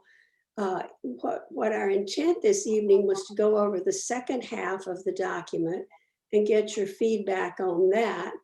That I think what we were really trying to do was not to redo what we talked about last week. And I think we have the sense of the group, and I would like to proceed with going over the second half of the document, and so that we may someday actually have some bylaws. If we keep litigating every word, we're never going to get there. But it feels like we've had enough of this discussion, and I think the intent of the letter was because we were getting a lot of comments. Well, usually this so and so happens, and trying to say this may not be a usual committee. That there may be a few things in which this is slightly different than what the usual COC committee, which oftentimes sits and does nothing and rubber stamps the board. But I would just like to see us move on from this conversation and actually look at what we did not get to last week, so that our committee can go back and finish the job that we were given. Thank you, Pat. Larry, please. I think Pat's points are well taken if we want to accomplish anything tonight. But the but I'll put in this really goes back to comments I made in the last two meetings, which is we have still not had a specific discussion about what our role is. And this is culminating exactly this discussion. You really can't draft the bylaws in its entirety until we have this discussion. Thank you, Larry. You kind of encapsulated my feeling in having to raise the letter, because I put a lot of value in I know you put a lot of time into that letter, and I felt it deserved an appropriate response. You know, the concern is that the statement is made that the COC should have real watchdog powers. And as I was saying, I don't know what that means. What is a real watchdog power different from what is already described in the JPA as our responsibilities? So that's where it seems like we're stepping, or perhaps overstepping, our responsibilities. And that's what I think to Pat's comment, to Larry's comment, what we're really addressing here is what is our meaning? What are we supposed to be really doing? And are we supposed to have these real watchdog powers? And again, I'd like to know what that means, because I don't understand it. And Lucy, of course.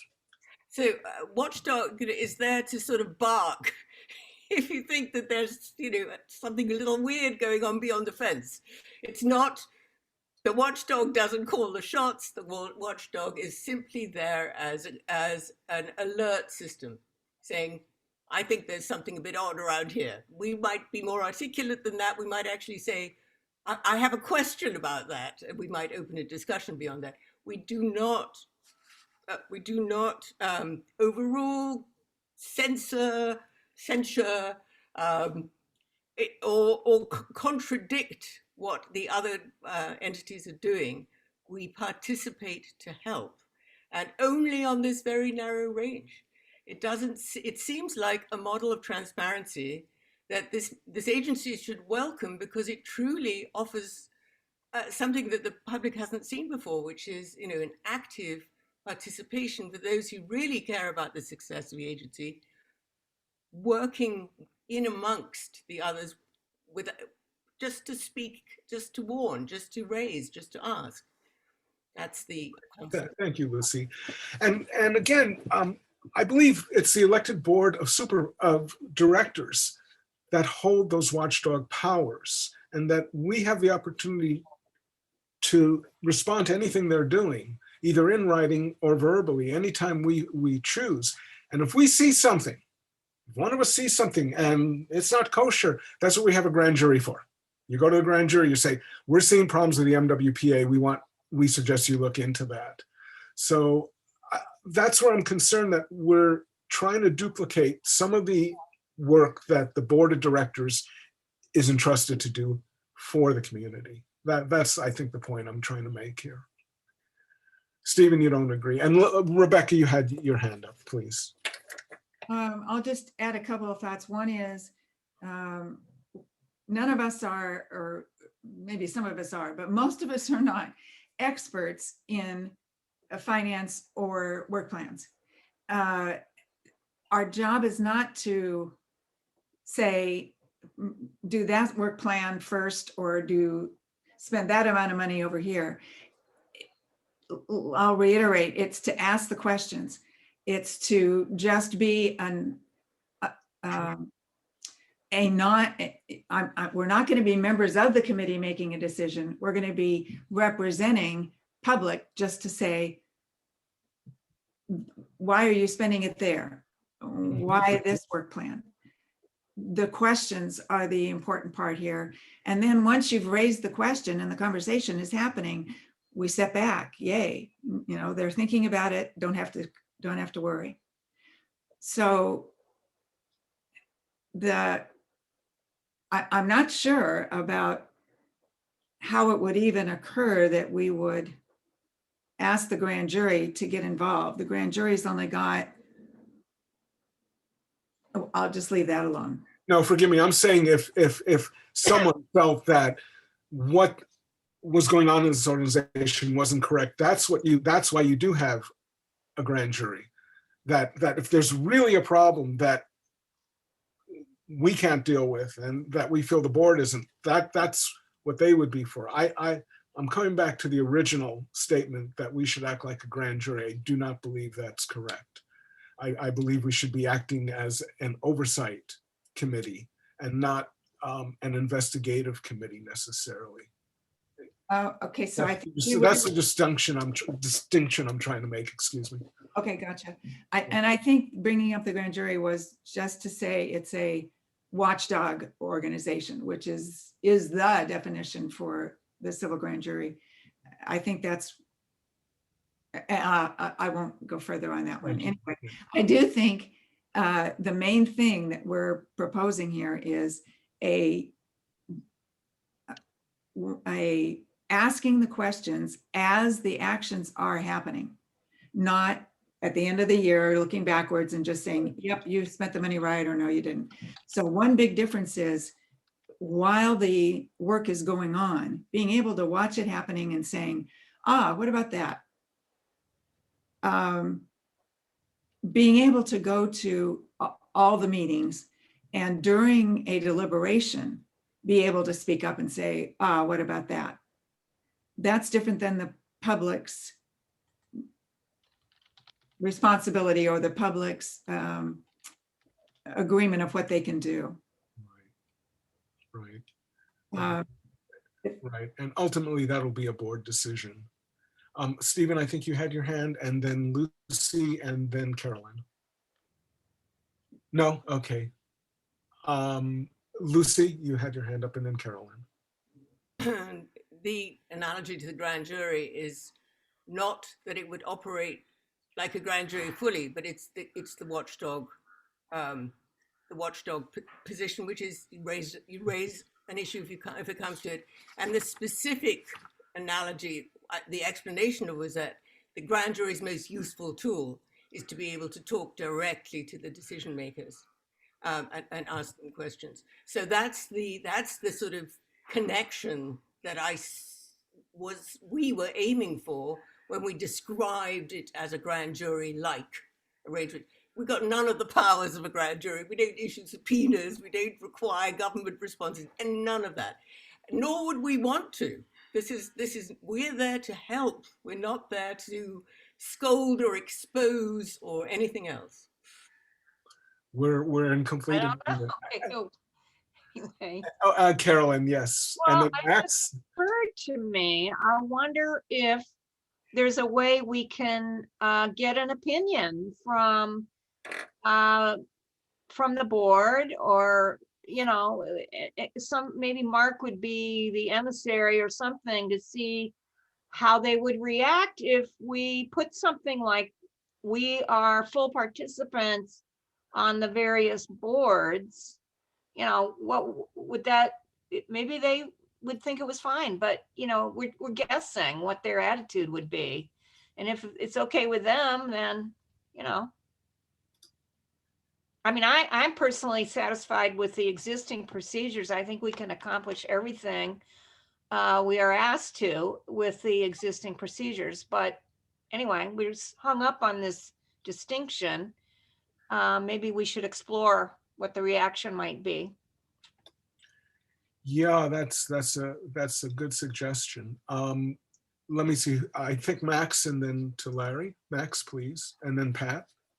Yeah, I've been reserving my comments, listening to the discussion, and I think all of us on the bylaws subcommittee worked on the cover letter together, so I think it does speak for all of us on its own. But listening to the discussion, what's impressed me is that we're actually not that far apart here. I think that some of it comes down to words, right?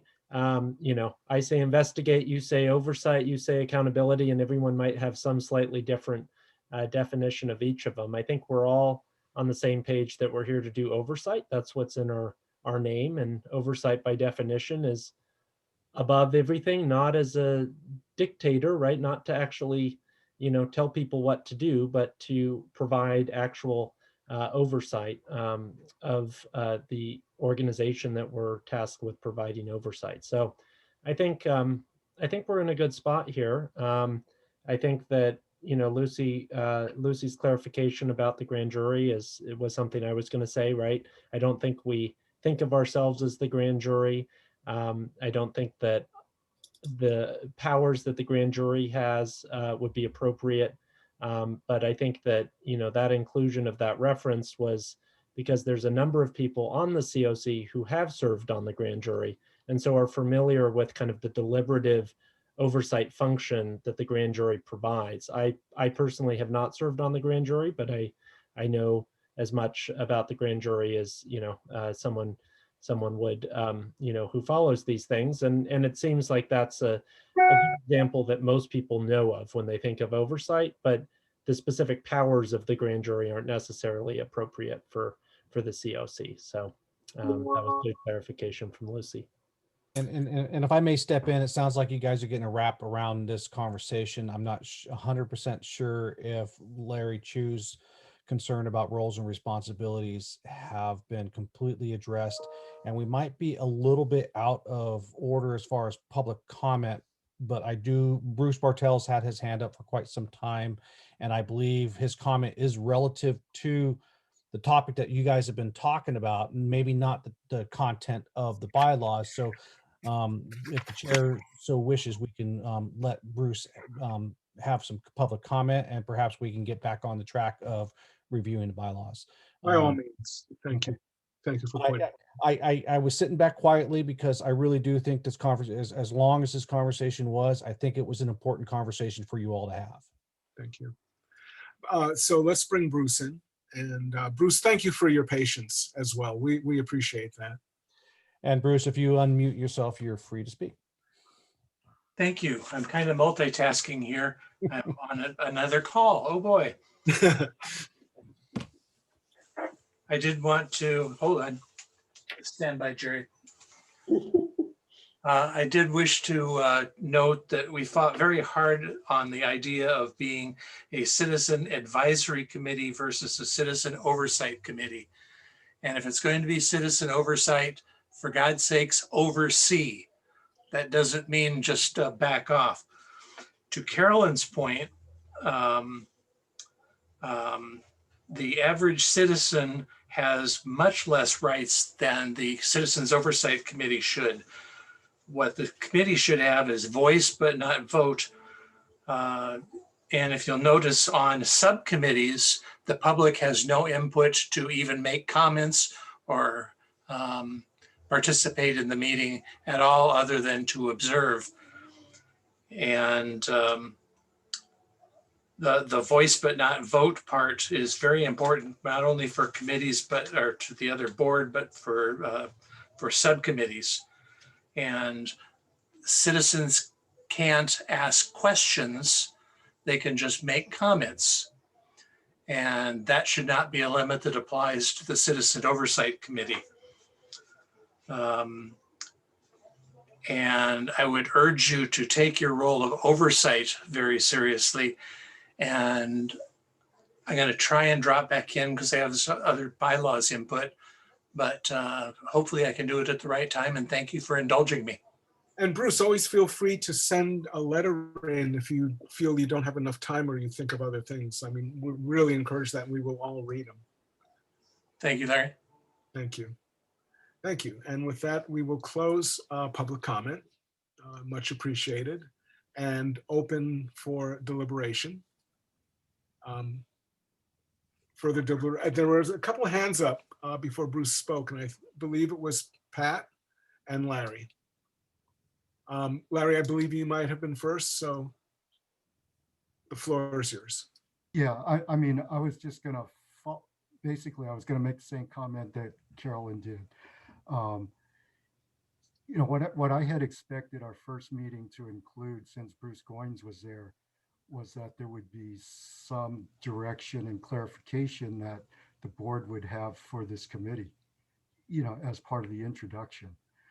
In the absence of that and possibly needing to tee it up for a future meeting, you know, Mark did provide some general insight, but Mark, I don't know if you can or have an answer, but have you had a discussion with the board as to what they thought the roles and responsibilities for this committee were? I would say the limited conversations I've had on this specific topic, the board was looking at the actual JPA language as the guidance, and that any adjustments to the JPA language would be subject to board approval, but I did not get an impression of what direction they were looking at for that.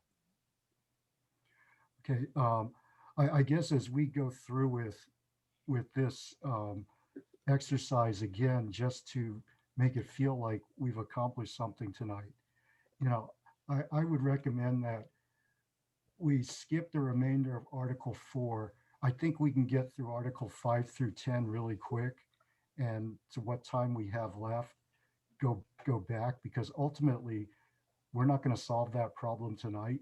But what we do need to come away with is a collective agreement that, you know, we really focus on that topic of our role and responsibility for a meeting before Article 4 is finalized, because everything, as it was suggested by Max, is in the language, you know, and, you know, you throw a single word out there and it's means different, possibly could mean different things to different people. So we're going to need to finesse that in a way that addresses some of the things that some people in the committee would like to be able to do, as well as ensure that, it's something the board's going to accept. And this will give Mark some time to talk to Bruce and get some guidance from the board and feedback that they can give us in terms of, things that are going to be non-starters. Larry, thank you for your comments. Pat, you've been waiting patiently, please. Well, and my original comment was a response to something Carolyn said way back when, but I don't agree with let's ask the board how they see our responsibility without us giving some input on how we see our responsibility. Of course, they're going to say just what the language in the agreement is, but because they don't know any other alternative. So I would rather see us come up with what we think is appropriate, and then we can run some of the wording or things privately by Mark, Bruce, other people. But I think we need to give them something to react to rather than just, what do you think? Thank you, Pat, for that. Kingston and then Rebecca. Yeah, I agree with Larry. Let's move through a 5 through 10. Let's do. I think we can get that done. And if we really are courageous, we might come back and just take a straw vote on the whole shebang. Oh, we After can't that. tonight, really, but Pardon me? we can't take a vote tonight. It's not an item for voting on. Rebecca, Kingston, excuse me, I interrupted you. Were you finished with your comment? No, I just full shebang did it for me. Rebecca, please, floor is yours. So mine has to do with the bylaws, actually, that we actually sat and used the operations committee bylaws. We went through it, and I'd say we did more than redline. We might have dumped a pile of ink on some of them, but we did use it as the format to follow the art, etc. Right. So I think if we go through, as has been pointed out, the last 5 articles, we might be able to finish that. So I agree we should do that. Okay, looks like we've got unanimous agreement here or close to it. So let's move forward. Article 5. So I've got Article 5, and there's my personal interest in why we wanted to do that. We knew it. We knew it. So I've forgotten how we did it last time we were together. Did we go through, for example, should I read it, or should I assume you've all read it? I can just ask for questions on it. We've read it. Probably read it into the record. Okay. If someone comes back in a couple of years and listens to this. Okay. I think Go ahead. I was just going to say what we did last time is we read the sections that we thought would be controversial or might have differing opinions or questions. But if there were sections that we thought were just pro forma, for example, mentioning where we all were representing, those sorts of sections we did not read. Okay. Is everyone good with Article 5? Maybe that's the quick way to do it. Yes. Anyone looking for discussion on Article 5? Larry, did you want to have a discussion on, or are you good? Yeah, you quoted the wrong code section. Oh. Okay. Yeah, it should be 54950 is about public meetings. The one that's listed there is one provision of it and narrow. That's the provision relating to special meetings. All the rest of it says that we're under the Brown Act. Yeah. You don't need to cite all the specific government codes that govern the Brown Act, because that's implied by saying we're covered by the Brown Act. And it's the special It's the calling of the special meeting that needs to be, and this, by the way, was in a model from one of them. So that was adopted, I think, from the Operations Committee. So is the purpose of this for special meetings or is it for meetings in general? Because Right. all at Chapter 9 of the California Government Code starts at 54950 and goes to 54963. Right. So it So- says all meetings of the committee shall be in accordance with the provisions of the Brown Act, which is the whole gamut, and California Government Code section 54956, which is a specific reference to the special meeting, because we've been talking about general meetings, and this is the special meeting. Okay, so that your intention there was about specifically for special meetings. Yes. Okay. Pat and then Mark, you have your hand up. Pat, you have been waiting? And this is, I'm on the committee, so I shouldn't really be talking, but these things might go faster if some of the things that were suggested last week are already put in, that we don't have to go through long discussion. I know that Bruce recommended that we not put the day of the week, the time that we're going to meet in there, and I think the committee agrees with that. At another, because it's slightly off the subject, I would like us at some point to have a conversation about the day of the week of the meeting, because we are always meeting when FireSafe Marin is having their monthly webinars. And perhaps not only for our sake, but the sake of the public who might want to come to our meetings, we might want to switch the day. But I think for now, that should just say we'll hold regular monthly meetings. And the version of this that's on the website, sorry, on the document file, it does say regular meetings should be held monthly. So that looks like we have done some editing already from. Yeah. Okay. Okay. Larry, please.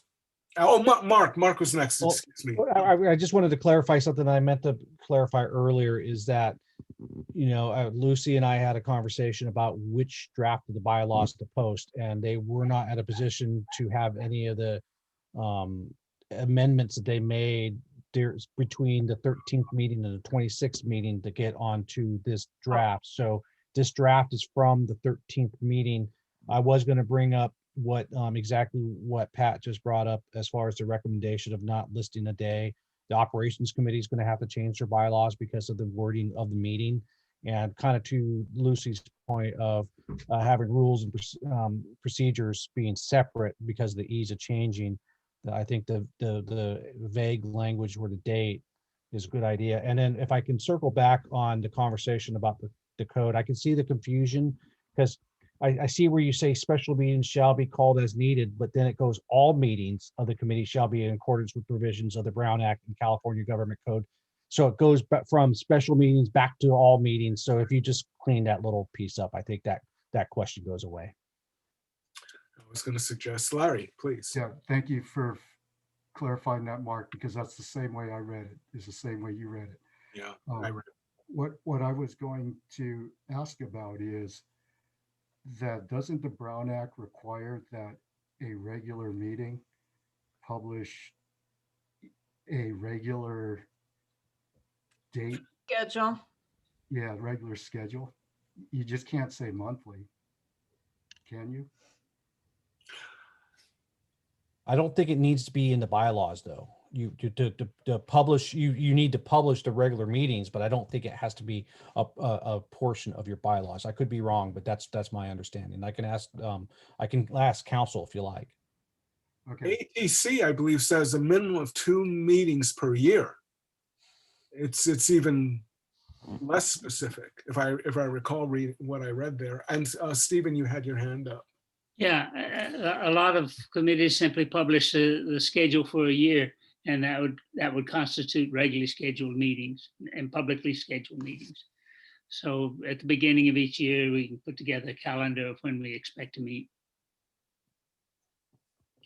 And to Pat's point, she's almost suggesting she'd like us to look at an alternate date. We're not going to do that tonight, but it's just a suggestion that's been put out there so that we can make some of the fire safe meetings, which is understandable.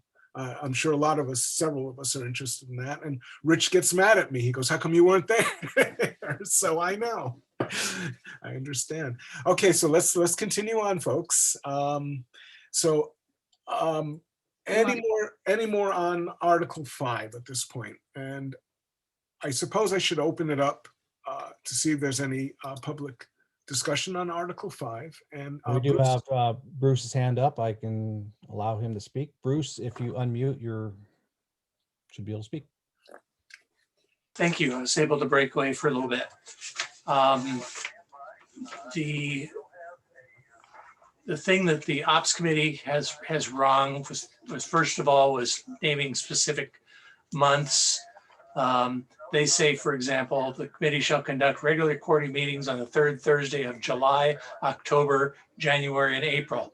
And in fact, their meetings were in 3 entirely different months during that time period. So why on earth limit yourself? Monthly meeting is your intention to generally meet monthly. Say that. And that way you don't get tied down to days and times. You can still have regular days and times, just doesn't need to be in there. It was also, I think, a mistake to have the section 54956 in that it does deal with subcommittees and trying to rescue it in that it has some language of the Brown Act is kind of a long run for a short slide. The language in the Board of Directors bylaws is more fitting. It just says all meetings of the board and standing committees shall be governed by the provisions of the Ralph M. Brown Act, section 54950 et sequitur and following. And that covers the big umbrella of all the Brown Act provisions. And so you don't have to worry about specific subsections of the Brown Act. Let's see what else here. Guess that's it for the moment. Bruce, thank you so much for your comment. Very much appreciated, as always. Moving along. Is there any more discussion on Article 5 at this point? Shall we move to Article 6? Article 6. So be it. Article 6, officers. Anybody have any questions about Article 6? Larry? In the second paragraph, there is something that says the duty of the chair. So right over the meetings, and then the second part, ensure proper recording and publication of the minutes. That's usually the role of the clerk, especially since they are the agency that has to keep an official record. Okay, we can delete that. Yep. Thank you, Larry. I was going to raise that as well. And I made comments before. I'm not going to repeat them here. I'm not in agreement with 6-month chairs, regardless of whether I'm chair or not. I'm looking well beyond my term. And I believe for continuity, you want a chair there for an entire year at minimum. It's really important. I've not heard of ever a 6-month chair before. I don't think I just don't agree with it. I don't think it'll work well going into the future. Going past when we're all moved on, I think you want continuity in your chair. I think you want to give the powers to your chair that are in the operations, offered in the operations committee. And that's my feeling, that those are very standard. I believe you do want your chair to be your spokesperson. If you're going to elect a chair, you expect that person to be responsible when speaking to the public, but you need a public face, regardless of, this is beyond me. I'm not, keep that in mind. I'm not talking about myself. I'm not going to be chair forever, that's for sure. And we'll have other chairs here, but that person should be able to be our spokesperson when necessary. And doing this by committee, I've tried it, doesn't work. So those are really my comments. I just am not comfortable with Article 6, and I have voiced that in writing, and I'll leave it at that. Are there any more comments at this point? And we, unless he accidentally re-raised it, we do have Bruce Bartel again. And Okay, Bruce, do you have your hand up again? If not, just pull it down. He's down. Okay. Thank you, Bruce. All right. So it appears there's no additional conversation needed in Article 6. So let's move to Larry, please. You're muted, Larry. Sorry. Sorry, I was unmuted and muted myself. Right. To address the comment that Larry just made, you know, when I read the responsibilities of the chair, it just appears to be somebody who's facilitating the meetings. So that was my I mean, comment. if everybody wants a chance to facilitate the meetings, you know, I'm saying that 6 months is probably okay. That's 6 meetings and maybe gives everybody a chance during their 2 terms. But if there's more than that, then we probably should have some additional discussion, since some of those responsibilities, Larry pointed out, may lack the continuity to, you know, go whatever that cycle is in order to represent the committee. Rebecca, please. I'll just add that how we viewed the COC is pretty different from any other committee. We're not making decisions or doing stuff. You know, we're an oversight committee. So it's more like a collegial group than a working committee. We're not making a decision, making a calendar of events, having to report back to the committee necessarily. We're out looking to see what the rest of the MWPA is doing and commenting to them, not even maybe commenting, we're asking questions to them on the spot. What's this for? How's that working? What do you mean by this? There's not a lot of work going on that a chairperson would need to do stuff with or for or around or direct, and having continuity on those things isn't as important, we didn't feel, as it might be on other committees. Thank you, Rebecca. Were there any other hands up? Seeing none.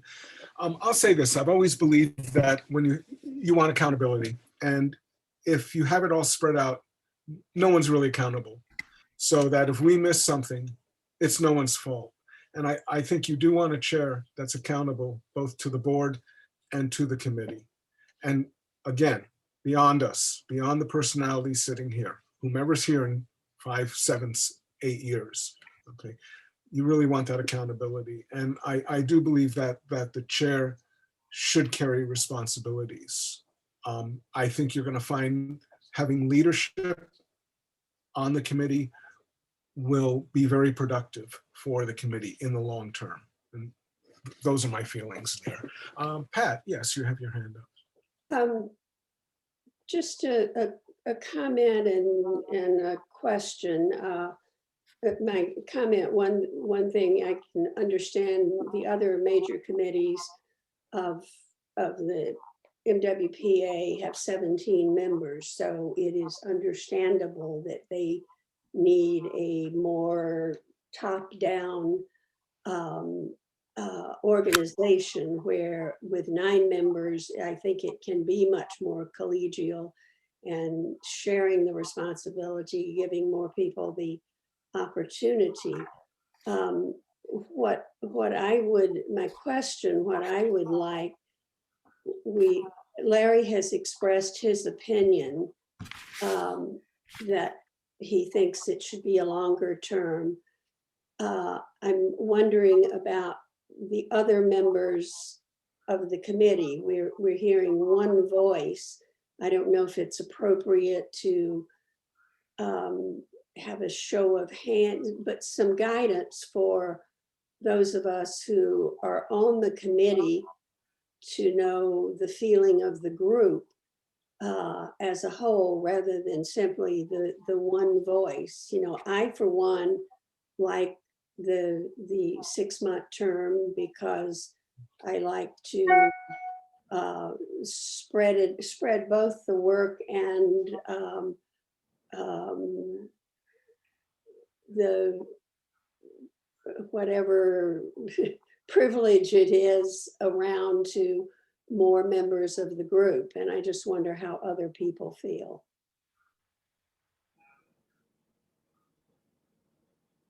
Stephen? Yeah, I think Larry Chu's question about what is the role? Is it primarily to facilitate the meeting, sort of call on various people at various times?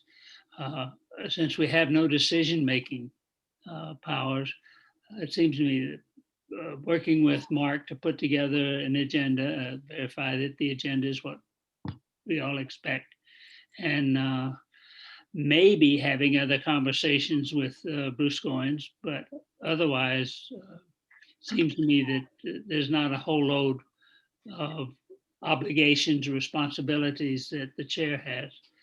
So 6 months seems fine with me. I don't really care, but 6 months seems fine to me. Kingston was next, and then we'll go to Larry. 6 months is also fine with me. I'm not that strong on that. That makes some sense. And the other thing, Larry, is you can always run for re-election. You know, you can always say that you can become chair another 6 months just by acclamation. You know, it's just, you know, they're not precluded, is what I'm saying. Right, of course. Larry, you had your hand up. Yeah. You know, the chair doesn't really even set the agenda like the mayor does. Right. You know, because it's right on our agenda. You know, our agenda at the end is to get a consensus on what we want to talk about in the next meeting. So, yeah, really the way I've seen everything in terms of how it's written and how we've been practicing, you know, the primary and only responsibility of the chair is to facilitate the meetings. So, you know, like Kingston just mentioned, yeah, I would be fine with the 6 months if that's what the general consensus is. I don't have a strong opinion one way or another. Very good. Any more? Max, your hand is up, please. Yeah, I was on the bylaws committee, so I think folks probably know where I'm leaning on this. I would just say that, you know, to Larry Minicky's point about accountability, I think spreading the accountability by having rotating chairs actually involves all 9 members much more quickly into the leadership. So I think that could actually have a benefit of accountability, because then people are going to feel like they're really engaged, right? They're going to have 6 months, you know, where they're going to be actually facilitating the meetings, being engaged in the topics, because they're going to have to show up and run a meeting, right? So I think that actually provides some accountability as well. Yeah, I will say, as far as sitting here in this chair, as far as engagement, I tend to have the least engagement because I'm chair, so I'm really facilitating. So your chair actually is less of a gives sometimes less input and is spending more time facilitating as well. So, well, okay. Shall we keep moving on? Yes. At this point. Okay, very good. We are now on to Article 7. Article 7, subcommittees. Anybody have a problem with that sentence? Questions? Lucy, Larry, and then Kingston. So, No, Lucy and Larry. so I was going to propose an additional sentence after the one sentence that exists, and that sentence would read, in addition to these subcommittees, the committee may establish other subcommittees as needed. So it gives us a broad mandate to have the standing committees or subcommittees. Okay. Larry, I believe, thank you, Lucy. Larry, I believe you're next. Yeah, I was going to say, I think the language here is a little light, and maybe Mark can help with adding something, because we need to be able to differentiate our standing and ad hoc committees, which is why I asked the question earlier when we had the first motion, because there are Brown Act requirements around standing meetings. So, you know, to that point, we just need to make sure we're very clear about what ad hoc committees are. And to Larry's point, I kind of had two thoughts with this one is, do we need to have a separate language for ad hoc subcommittees and defining the ad hoc subcommittees, although it is defined in the Brown Act language? The other thought is, do you want any language on how subcommittees are formed? I wouldn't, I mean, by any action of the committee, it would be formed in the usual way that the committee acts, which is by vote. Right? I mean, that's the way you form. In absence of any language in here, yes. Yes. Seems to me, I should raise something that actually was sort of bothering us when we were thinking about this, precisely because of the requirements of the standing committees are different from the ad hoc committees, though we are in fact making them transparent to everybody, all levels of committees, that the committees we formed to monitor the specific board of directors, operations committee, might actually, this goes back to the language in section 4, which is that we would not be committee members doing that, but delegates or liaison or attendees or some other specific delegation or representative, so that we're not precisely a committee, which would then give us more flexibility to, now this is, you know, very much an unusual arrangement, but it would prevent the need for standing committees as such, and we could create just as needed ad hoc committees. I have a suggestion to that, Lucy, because I have the exact same concern that you did, that if you say it's a subcommittee that's assigned to the board of directors as the example, then you just made that a standing subcommittee. And if the two of you want to chat about the conversation that occurred at the board of directors, now you have to publicly announce a meeting. So my suggestion is, and we don't want to be that cumbersome, my suggestion is that you make it committee monitoring assignments. That's precise. Thank you, and that's very good language too, I think. So, yeah. And we're not trying to circumvent the Brown Act, but we're just not trying to become cumbersome as well. Yeah. And then with the other sentence that I proposed is just that the creation of an ad hoc committee is needed, gives us a great deal of flexibility as to how we, and of course, by the way, to everybody, we're trying something new. We're trying, if it's not working, that we can change it, and it will become pretty clear that it's just not working. I think we could, you know, take that position that we're trying something. And can I make one request? Mm-hmm. That you spell monitor properly, unlike I did on the agenda today. Thanks, Mark. Very good.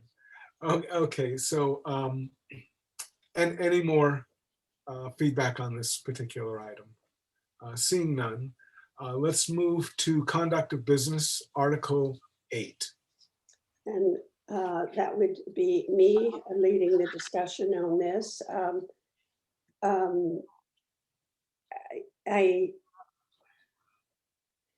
I guess any comment on the first part of the first paragraph of this? It's just really talking about quorum voting I think it's pretty standard language. Right. Anyone have anything to add or comment on the first sentence? Right. Well, this is where rules will come in. Rules of conduct will come in, won't it? To follow this section. Because that's what we're dealing with here at the bottom. Okay. Okay, and so then moving on to that second paragraph, that sentence. I think we've all agreed that we want to set the agenda for the following meeting. I think a lot of our agendas will become, there's certain standardized things that will be in them, so it won't be starting from scratch each time. Does anyone have any comments on that sentence? Larry, please. Yeah, a part of it is probably lacks flexibility. I think we already said that we will be setting the agenda, so the shall is okay there. But I would say tentative agenda, because with a month in between each one, something might come up that we discover in one of these other monitoring committees we have.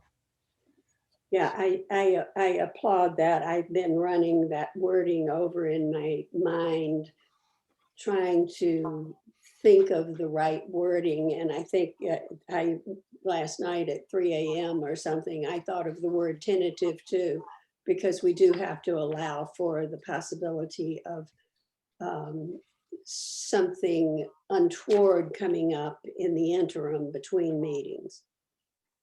So point well taken. Any other comment? Yes. It may be Mark, it may be the EO from what I read in bylaws that I've read in the GPA language that sets the agenda. What we do is we offer our suggestions for the agenda. And Mark, you can clarify that. I believe you set the agenda according to, as my limited understanding. I'm gonna have to plead a little bit of ignorance about that language, so I'll have to look into it. Yeah, Okay. yeah. Because I was kind of looking into it, but we'll clarify that. It's just a small point, whether we make a recommendation to the agenda or if we set the agenda. And we certainly trust Mark to set the appropriate agenda. Yeah, well, how about if he's not there? Or we trust the next person. Yeah, you have to make the policies based on the position, not the person. That's right. There you go. Absolutely right. Article 10, the governing provisions and severability. I said I got the most boring articles Sure did. to cover. And again, I think that's just standard language. I'm not even sure what it says, but does anybody have comments? It's beautiful language. Everybody agree it's beautiful language? Well, it's standard language, as you're saying. It's fine. I don't mean to make light of it, but Yeah. yeah, it's standard language. Good. And Article 10. Does anyone have any comments on Article 10? Let's see.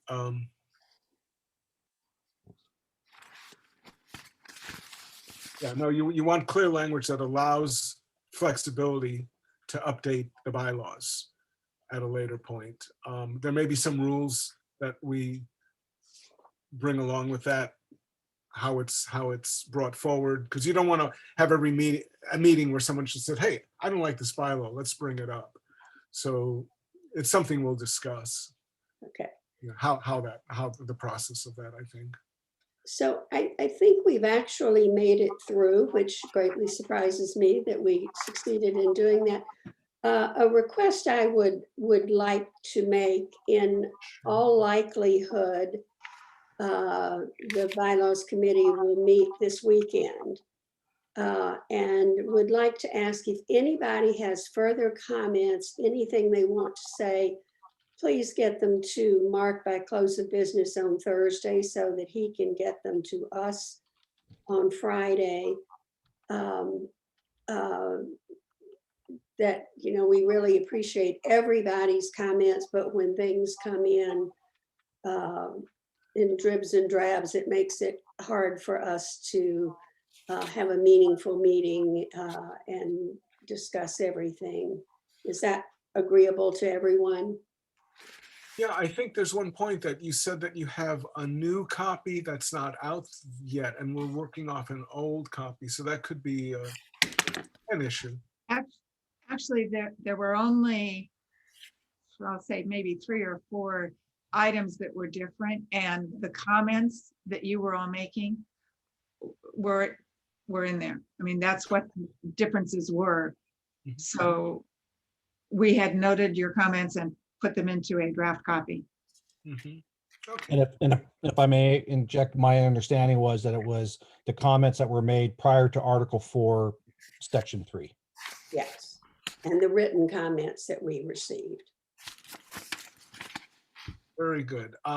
Lucy, please, you have the floor. I'd like to raise something that Larry M., you raised in a letter outlining your views on the bylaws. And I thought it was a very interesting idea that you had. And you were talking about possible additional things we might want to add to the bylaws. You suggested, can we include in our bylaws methods to empower public organizations asking for a voice to be formally heard by the MWPA somehow through the COC process? And I thought that was a very interesting idea, equally unusual, but perhaps fully in the spirit of us sort of representing the public and those who feel voiceless. What were you think? Could you elaborate a bit more on what you were thinking there? Well, it would almost be along Kingston's line of a committee that is gathering information from interested groups, and then we're all in startup, could either issue a report to the board of directors, could speak with Mark. It's pretty flexible, really.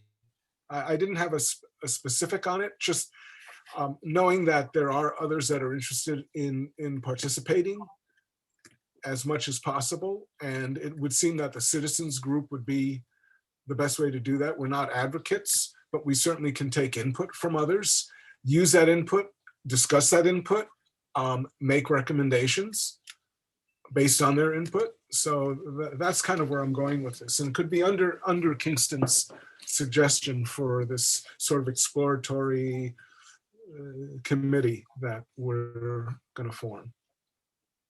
It could be separate though, Lucy. That's thank you. I mean, that's basically where I was going with that. Go ahead. Right. Would it have to be organizations, or could it be individuals too? Why not? I mean, really, if you have a passionate individual, I mean, I can speak for myself. I have been putting input into MMWD as an individual for decades. Yeah. And I have a voice there. And I don't mean that from an ego perspective. I just mean I've been working with them so long that you do get listened to, that they recognize you and they appreciate you being there. And I think that's where we'll be headed too. And I think if others on the outside want to be able to have more than just 3 minutes, like Bruce, to speak to us, that they have a way to get that communication to us that just doesn't go into disappears. Oh, thank you for your communication. We read it. That would be kind of the purpose. I think it's an interesting idea, and perhaps we can discuss it further. And whether or not I'm not sure that it has to go in the bylaws, but it certainly could be an idea that we pursue further. Yeah, it could be just a ad hoc subcommittee, a standing subcommittee. Something, yeah. Yeah. As we evolve, folks, as we evolve. And hey, speaking of Bruce does have his hand up. If we good. Public comment, because we now that we've wrapped up all the way through Article 10. So Larry, Right. if it's good with you, we can. I was going to move to that. Bruce, please, by all means, the floor is yours. Why, thank you. This is way out of sequence, and I apologize.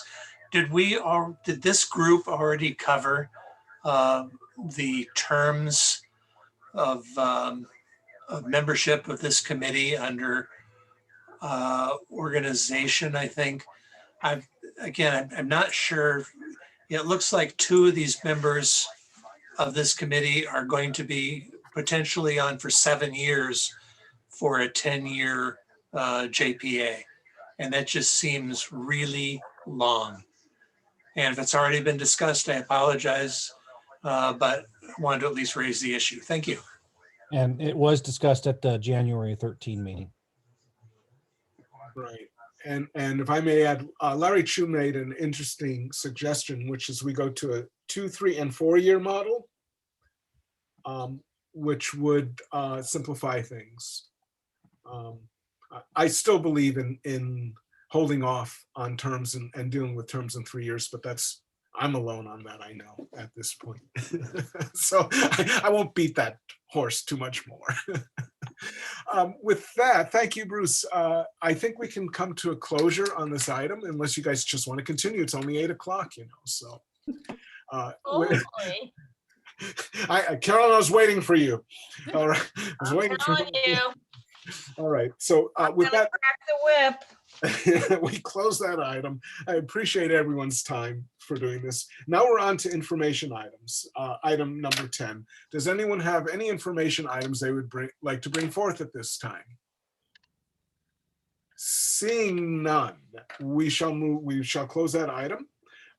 Now, item number 11, we just discussed. COC members' request for future agenda items.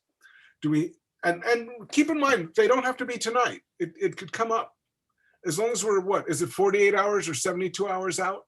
You can bring suggestions forward to Mark. So if nothing's hitting you because we've been going for a long time, that's understandable. Larry, please, you're on. Okay, I'll just go back very briefly to my prior comments. We still need a discussion about roles and responsibilities. There you go. It's going to be big next time.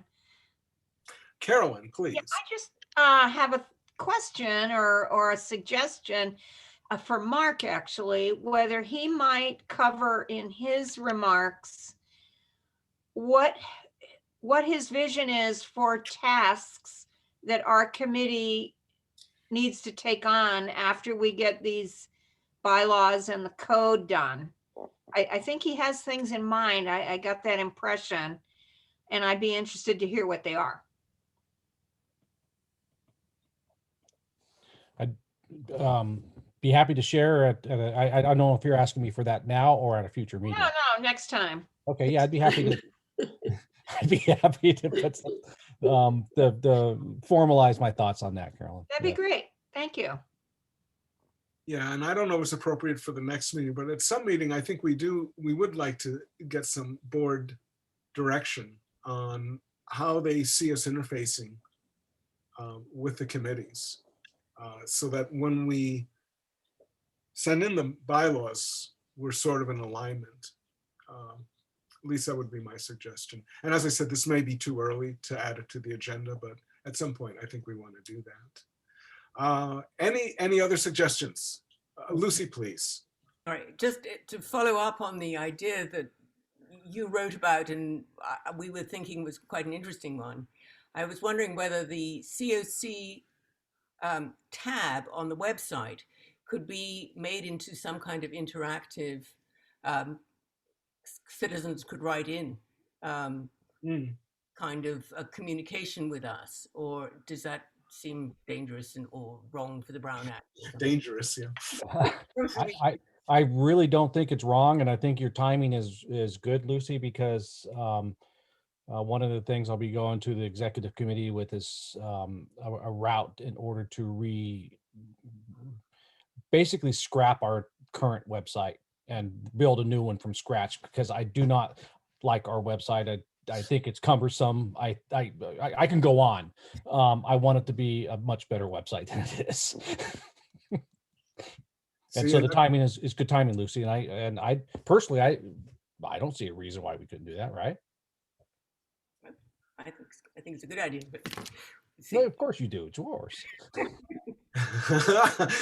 Rebecca, please, the floor is. I'll just say out loud and I would applaud that, saying that we want to be transparent. And I think the public is ready for big transparency changes. And that to me would be a big one. Having an easy to maneuver website and a way to get information quickly into it to people that are really going to read it and do something about it would be great. So folks, in terms of agenda, do we want to be involved in that process in some way, giving feedback, for example, on our section? That would be a question to the committee. And Larry, you have your hand raised. Oh, no, I was going to say, Mark is already practicing how to become a webmaster. Oh. Good, we need one. Well, very, very good. Unless there's any more discussion, we can go to item 12, which is adjournment. Yay. Carolyn is very pleased. We're all pleased.